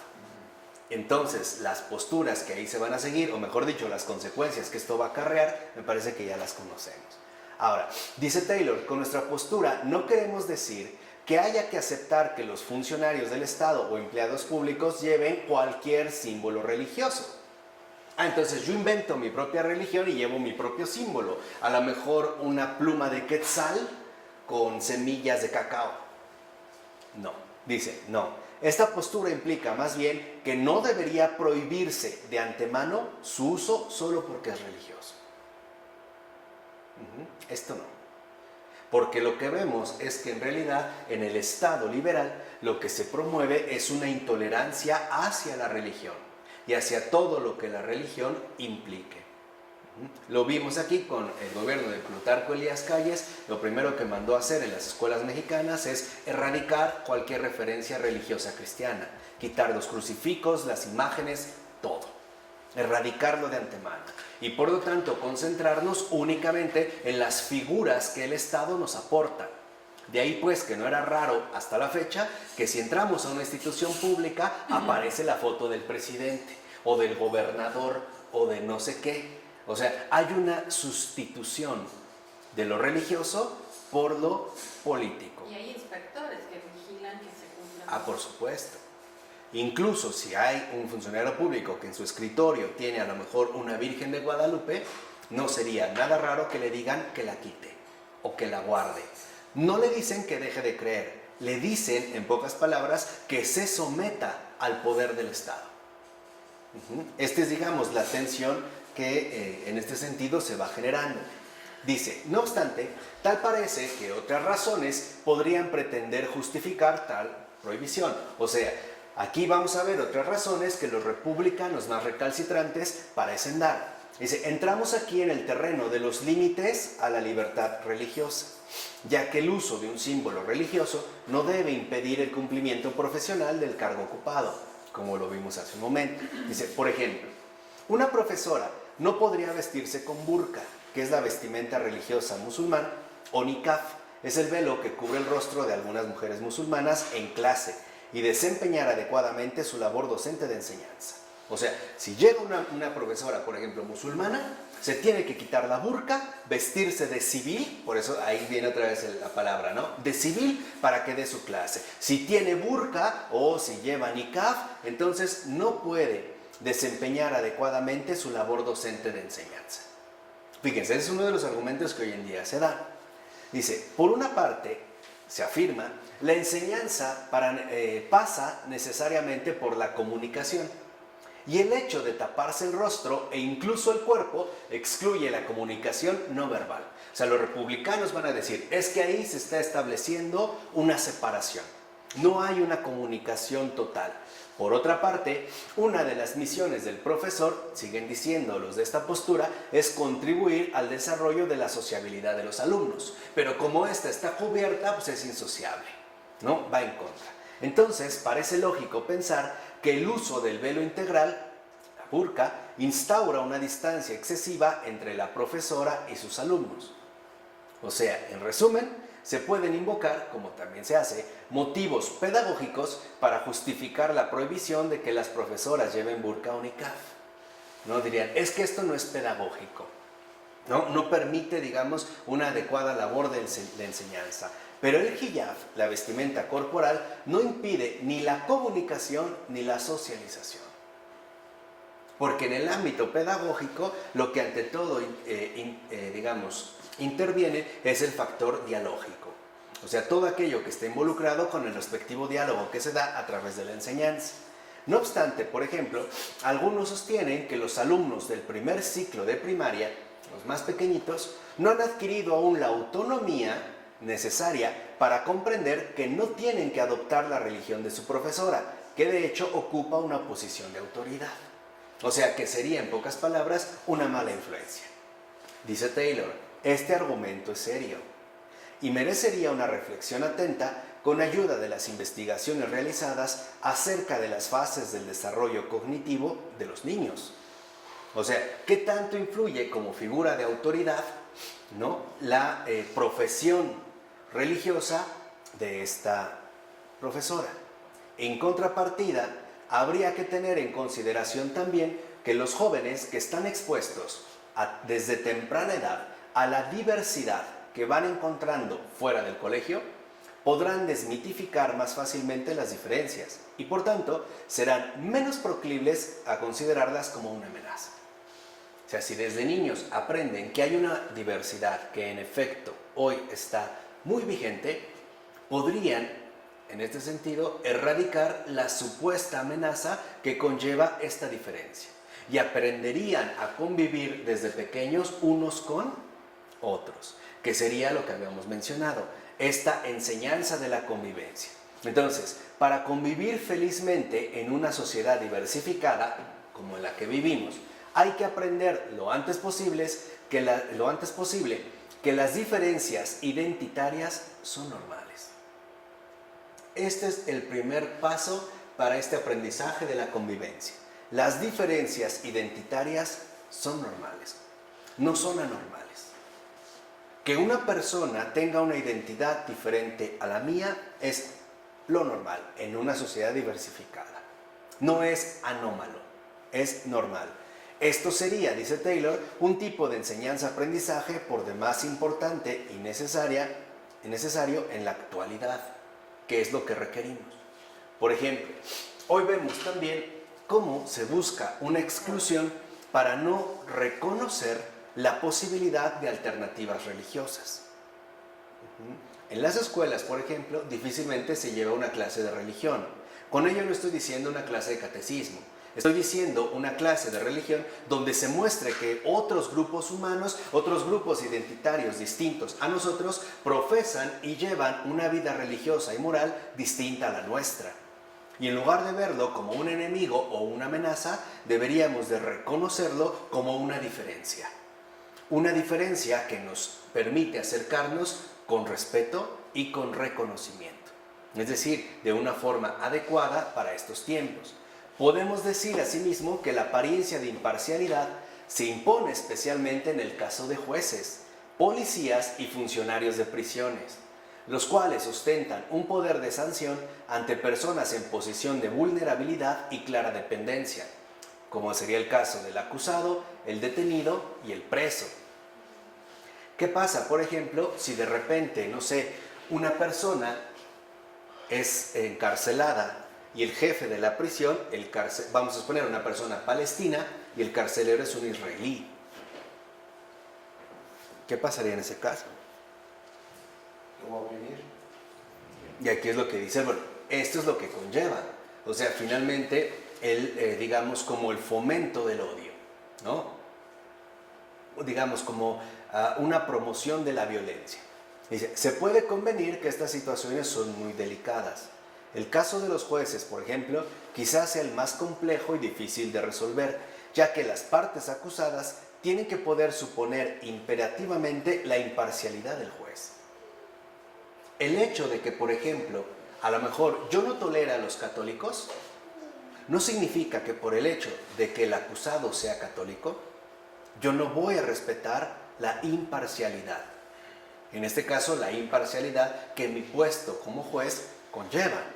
Aquí a lo mejor este tipo de situaciones no se ven tanto, pero no tardan, porque con los movimientos migratorios que hoy en día se viven y con el auge de la globalización, el estándar social que se va adoptando en el mundo es bastante familiar. Pero ¿qué pasa en países tan diversificados como por ejemplo Estados Unidos o Inglaterra o Francia? ¿Qué pasa ahí? ¿Qué pasa, por ejemplo, si un juez es judío, un israelita, ¿no? Un judío, y de repente le toca a un acusado palestino, por ejemplo? Él dice que no se debería, ¿no? Claro. Deberían cambiarlo, ¿no? Deberían cambiarlo, pero aquí es donde entra una cuestión también fundamental. El juez tiene que asumir su responsabilidad. De hecho, por ejemplo, un acusado musulmán podría suponer la imparcialidad de un juez judío que llevara kipá, que es la pequeña gorra ritual superior, o de un juez hindú que portara tilak, que es la ceniza sagrada que los hindúes llevan en la frente. O sea, El abogado dice conflicto de interés. claro, aquí hablamos el caso del juez, que si lo ven, por ejemplo, en México, ya también se integró la cuestión de los juicios orales, que nos fueron preparando a través de la televisión con programas como CSI y el otro. Tengo la canción, La Ley y el Orden. La Ley y el Orden, que era como nuestra preparación para este tipo de juicios. Bueno, si llega un acusado musulmán y ve que de antemano el juez es un judío con kipá, ¿qué podría esperar? O es un hindú con tilak. Entonces dice, el derecho a un juicio imparcial forma parte de las garantías jurídicas básicas y fundamentales de los ciudadanos. De hecho, uno de los mecanismos utilizados para que este derecho sea efectivo es la así llamada recusación. Y este de hecho es una obligación para el juez. ¿Qué es la recusación? Un juez debe evaluar primero si es apto para entender una determinada causa o situación. Si no lo es, y este examen lo tiene que hacer en conciencia, él tiene que hacer la recusación, es decir, declararse incompetente para llevar este caso y solicitar que se asigne un juez distinto. Pongamos otro caso, yo soy un juez y de repente el acusado es el violador y asesino de mi hijo. ¿Realmente estaré en condiciones de ser imparcial como juez ante el proceso legal o no? Si no lo soy, yo tengo la recusación, cuento con la recusación, o sea, declararme sinceramente incompetente y buscar una alternativa distinta.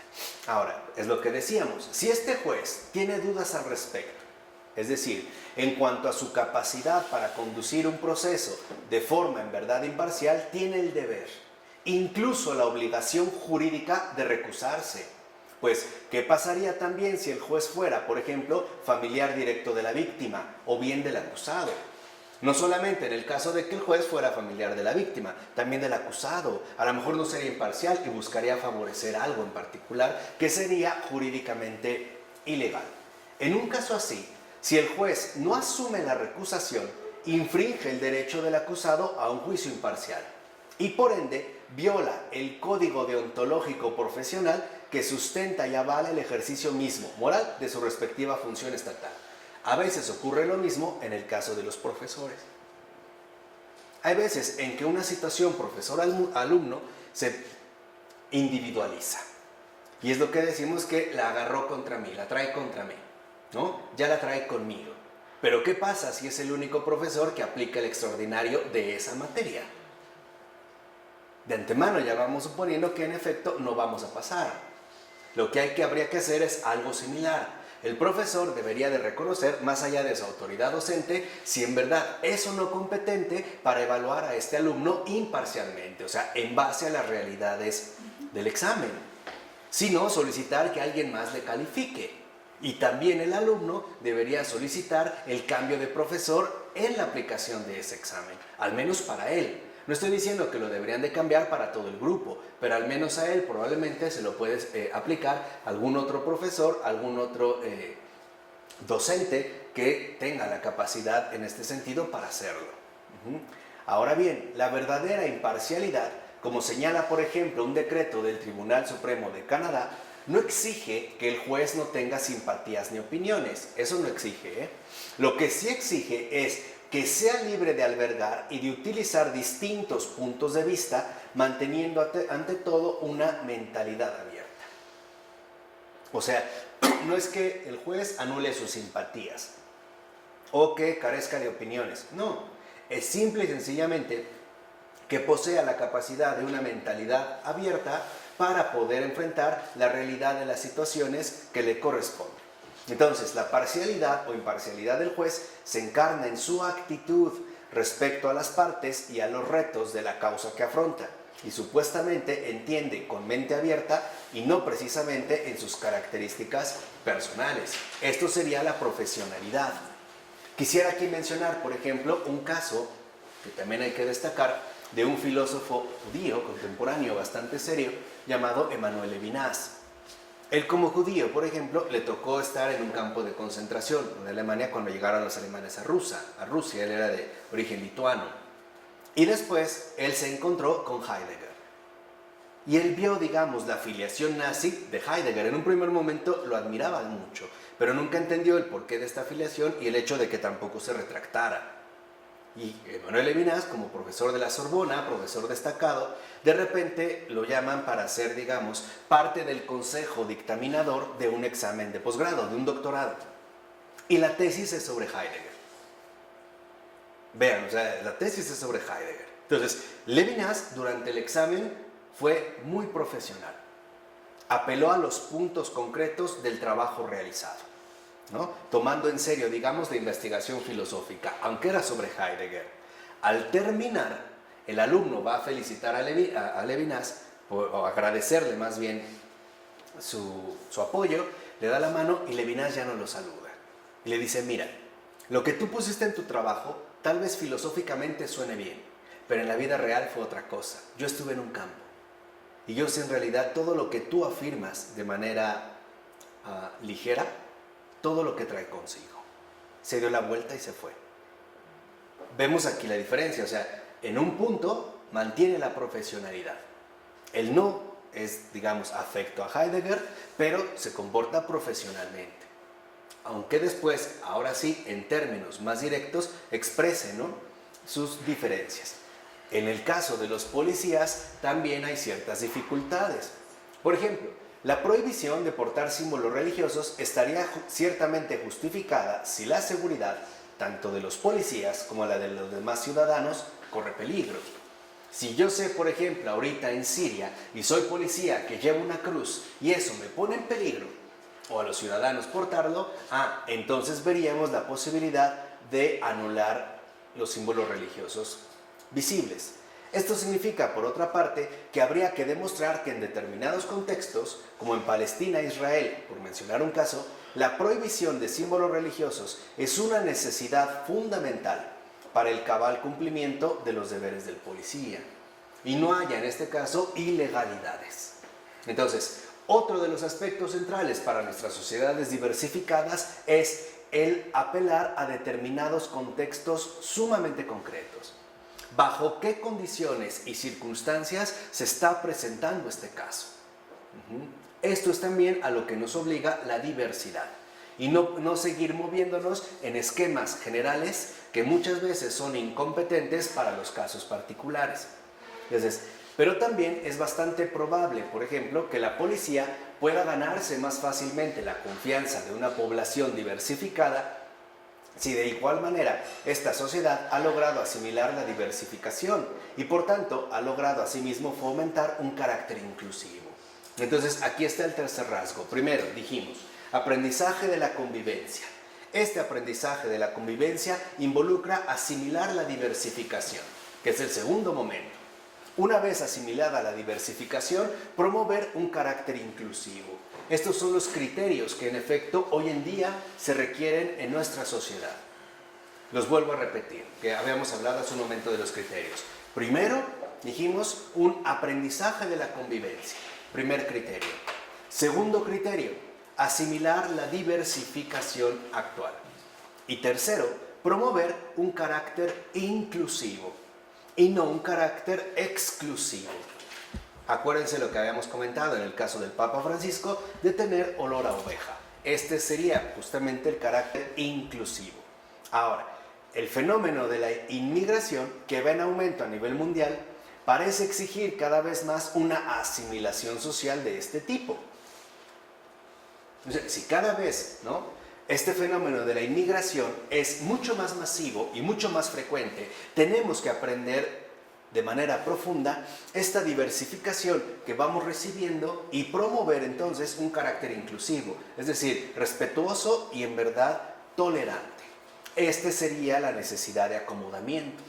O sea, estar literalmente a la altura de los tiempos, estar literalmente acorde con las situaciones que se viven y entender qué es lo más, benéfico que se puede realizar. Ahora bien, la insatisfacción relacionada con las medidas de acomodamiento destinadas a las minorías religiosas se refiere a la asimetría que se percibe entre lo que se exige a los miembros de la mayoría respecto a los de las minorías. Que ese también es otro factor que hoy en día genera bastantes conflictos. Se supone que las mayorías tenían más peso. Hoy en día tal parece que las minorías, ¿no?, están ganando terreno.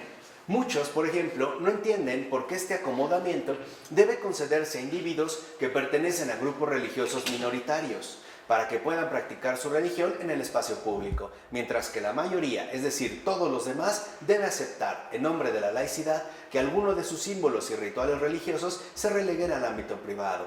¿Por qué este asimétrico privilegio? O sea, ¿por qué a algunos mínimo se les permite que lo hagan y a la gran mayoría, en este sentido, no se les permite que lo realicen? Esto trae consigo un sentimiento de iniquidad, un sentimiento claro ante una gran injusticia.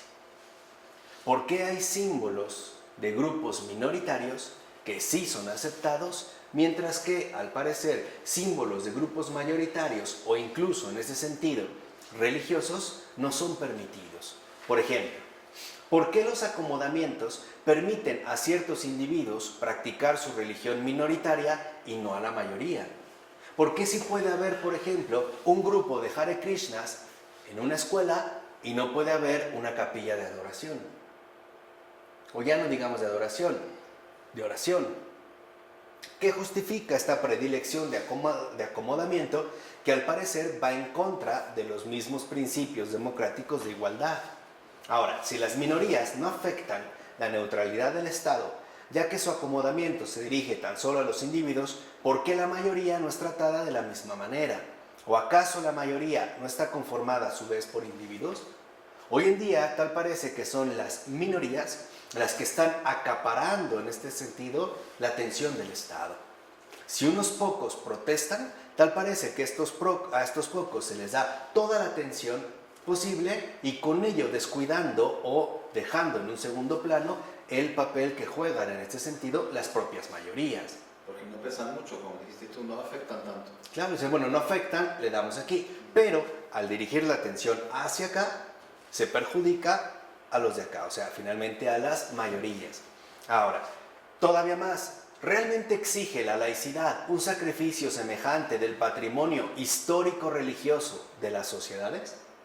En concreto, hay que purgar las instituciones y los lugares públicos de cualquier rastro de religión y en primer lugar del de la mayoría, el rastro de la mayoría que sabemos es cristiano en las sociedades occidentales y que conlleva un patrimonio histórico-religioso de nuestra sociedad en su conjunto.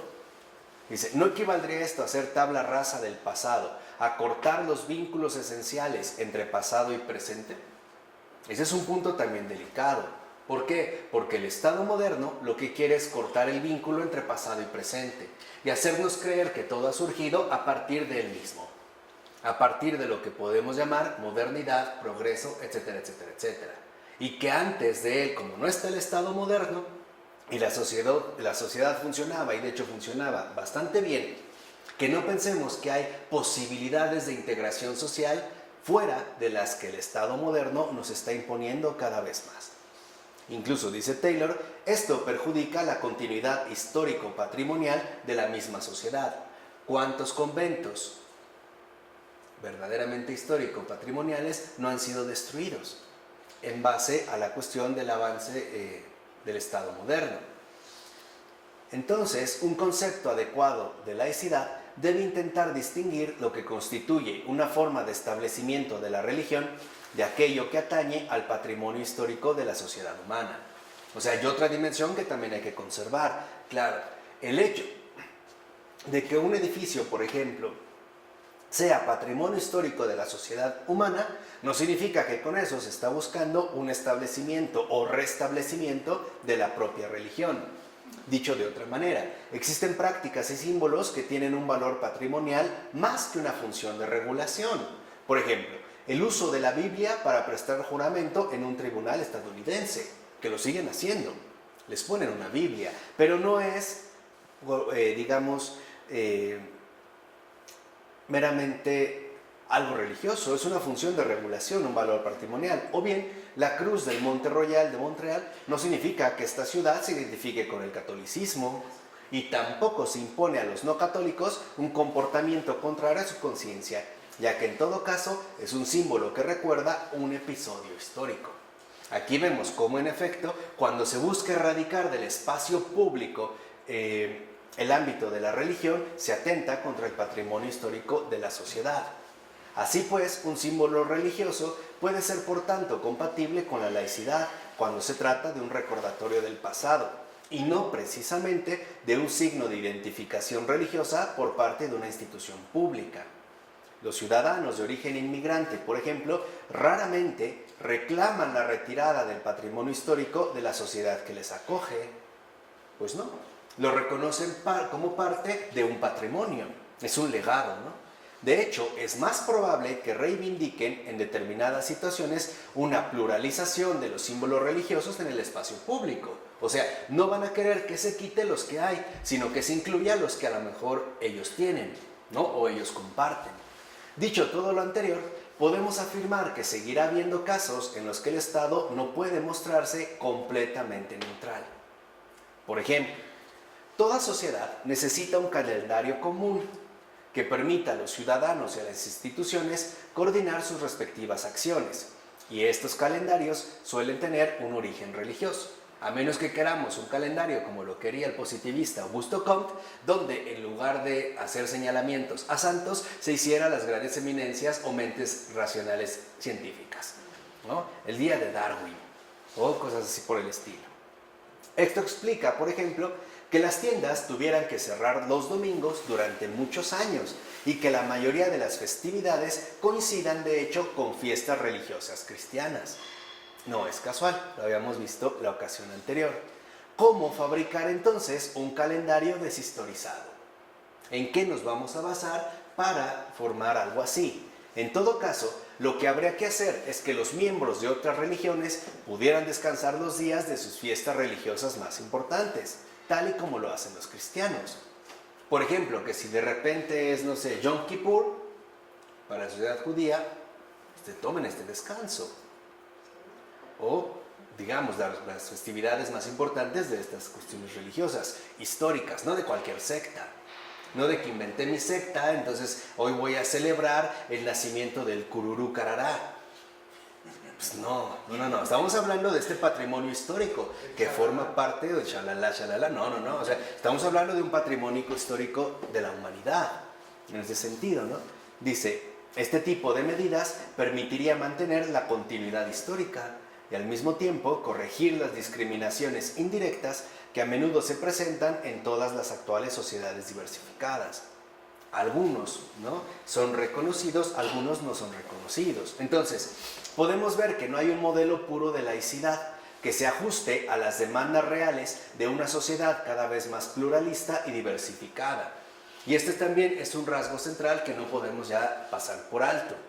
Hoy en día, lo social ha superado por mucho lo político. Una característica central de la condición moderna es que lo social está, vamos a decirlo así, tan diversificado, ¿no?, tan pluralizado, que las instituciones que hasta este momento habían desempeñado un papel ya no dan el ancho para poder seguirlo haciendo. O sea, nos tenemos que ajustar precisamente a las nuevas situaciones que hoy en día ya se viven. Por eso mencionábamos el caso de las cárceles, de los jueces, etc.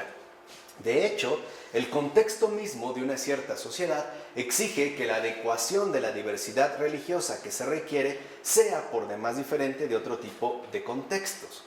Entonces, algo común al modelo actual de laicidad consiste precisamente en ese esfuerzo ineludible por aprender a vivir con una diversidad moral y religiosa tan acentuada como la que vivimos actualmente.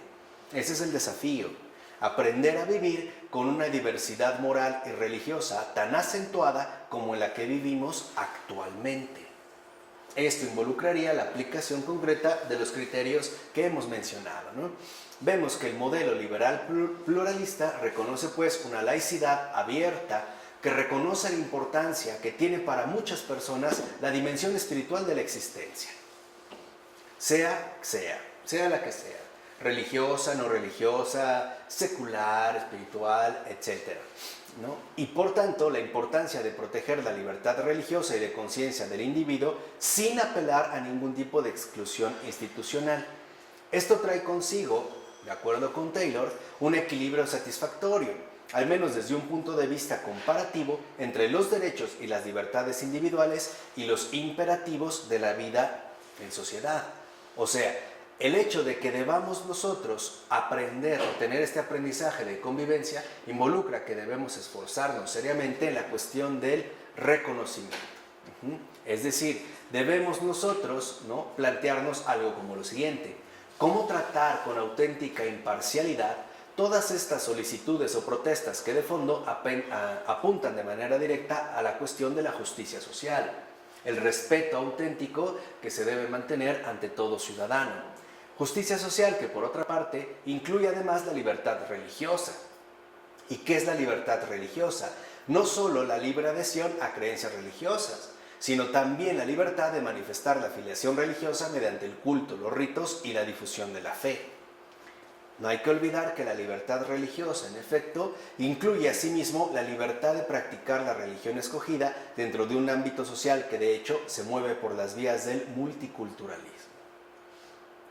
O sea, hoy debemos entender la laicidad a la luz del multiculturalismo. Esta diversificación tan acentuada de opciones vivenciales y existenciales, religiosas o no religiosas, espirituales y morales. Entonces, vemos que las normas de una sociedad se determinan en función de principios de justicia abstractos, sí, pero debemos de pasar de lo abstracto a la inscripción en un contexto cultural propio, ¿no? Entonces, no podemos suponer que una sociedad sumamente diversificada podría establecer 50 días festivos, o sea, no laborales, en su calendario al seguir las normas abstractas de la justicia social, razón por la cual es normal que algunas normas públicas estén arraigadas en los atributos e intereses de la mayoría. Simplemente hay normas públicas que no pueden ser culturalmente neutrales, como ocurre también con el idioma, por ejemplo, que en el caso de Canadá, en esta parte en particular, no de Quebec, tenían problemas entre cuál es la neutralidad que se debe mantener, si entre el francés o el inglés. Por eso hay como una especie de Canadá más anglosajona y una especie de Canadá más afrancesada, ¿no? O más francesa. Bueno, estos ya son como detalles y podemos pasar, pero me interesa nada más destacar lo siguiente, que la cuestión de la justicia social se refiere ante todo a promover la igualdad de oportunidades, pero no la igualdad de condiciones.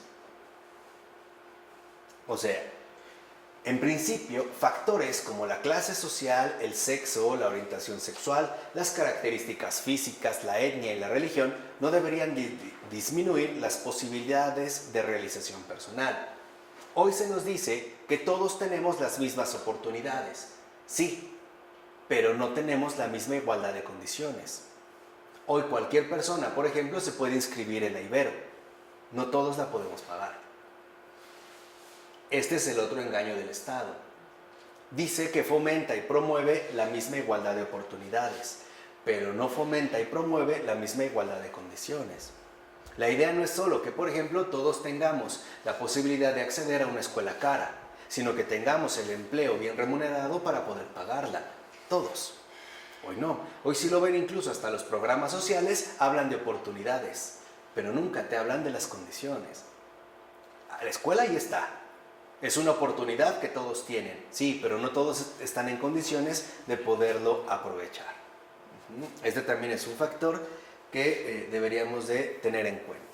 ¿Qué pasa, dice Taylor, con los gustos caros de mucha gente que aspira a poner en práctica su idea de lo que es una vida plena? Por ejemplo, ingresando en una universidad de elevado precio, o teniendo o adquiriendo ciertos productos de cierta marca, o viviendo en cierto lugar en específico, o teniendo una casa de cierta manera, o aquello que involucra, ¿no?, algo caro.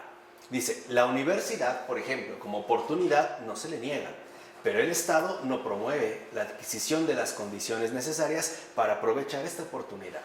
Dicho de otra manera, ¿hay oportunidades? Sí, pero no hay empleos.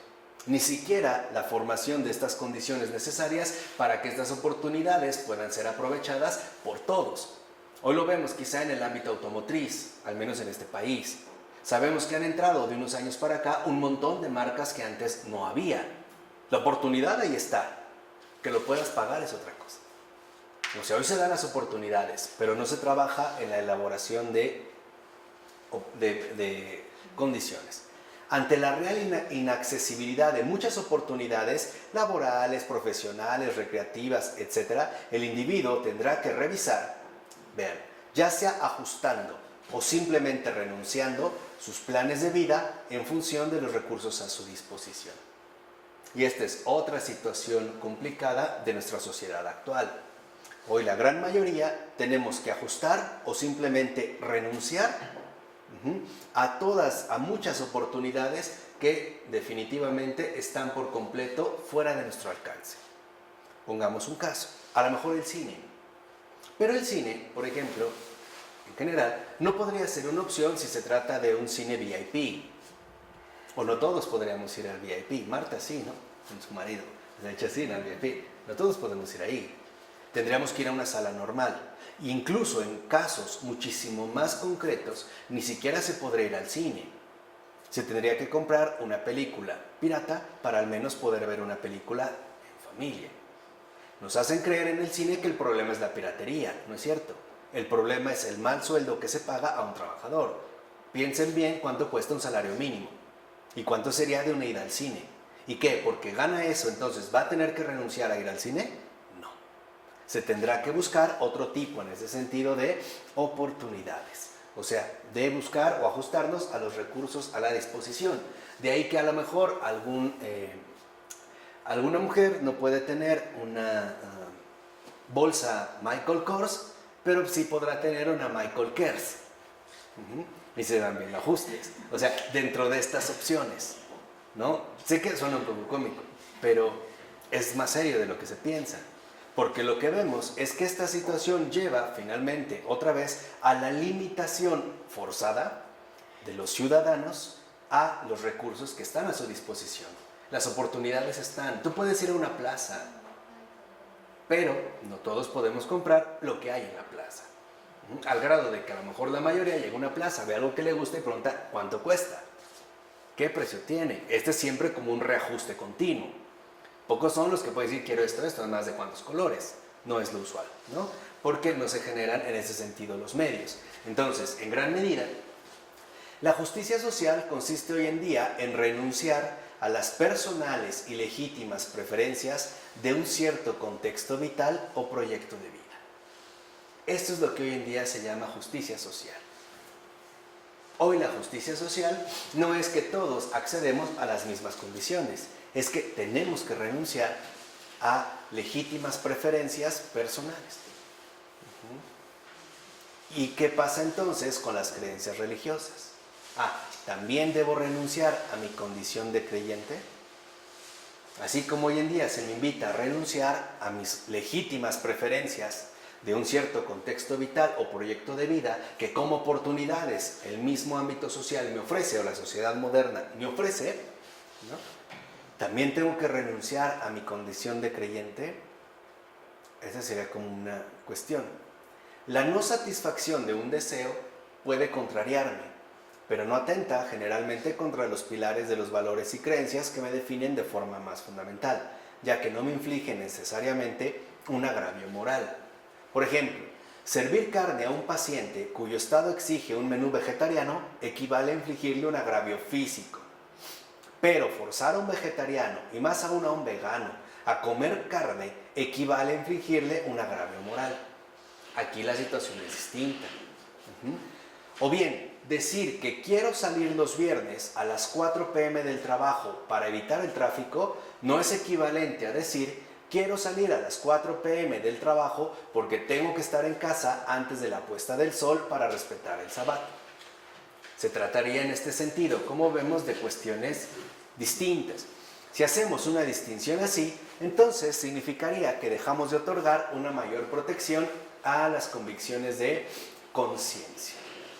Y entonces debemos de entender cuando algo realmente tiene que ver con la integridad moral de las personas. Como en el caso, por ejemplo, de un vegetariano. Cuando está de por medio la integridad moral de las personas. Entonces, así pues, a manera ya de conclusión, personas que abrazan representaciones del mundo y esquemas de valores diferentes, a veces incluso irreconciliables, incompatibles, o por utilizar esta palabra mucho más fuerte, antinómicas, deben aprender a colaborar y a resolver sus diferencias. Este tipo de aprendizaje bien puede ser fomentado y asumido desde la propia comunidad escolar. Aprendizaje que asimismo procura llevar a cabo una mayor profundización en el ideal de tolerancia, que si ha permitido poner fin a los conflictos religiosos, también tendrá mucho que decirnos con respecto a los actuales conflictos sociales. O sea, hoy estamos en una sociedad que necesita aprender de nuevo el tipo de realidad en la que vive, los desafíos a los que se enfrenta y por lo tanto también a aprender a adquirir los criterios adecuados u óptimos para poder destacar en nuestro caso personal algo extraordinario, el gran amor de Dios. Y por ello es tan importante que nosotros sepamos estar a la altura de los acontecimientos que hoy nos dominan. Estar realmente enterados de fondo de lo que sucede para entender cómo nosotros debemos también tomar una postura en una situación tan complicada como la nuestra. Porque de otra manera o nos volveremos anacrónicos, es decir, viviremos en una época que no es la nuestra, o nos volveremos también finalmente intolerantes. Es decir, incapaces de reconocer la diversidad que en estos tiempos está vigente y que, dicho sea de paso, Cristo no teme. Estamos llamados a entender que la victoria de Cristo también es para estos tiempos. Y nos está diciendo cómo. ¿De acuerdo? Del Padre, del Hijo y del Espíritu Santo. Amén.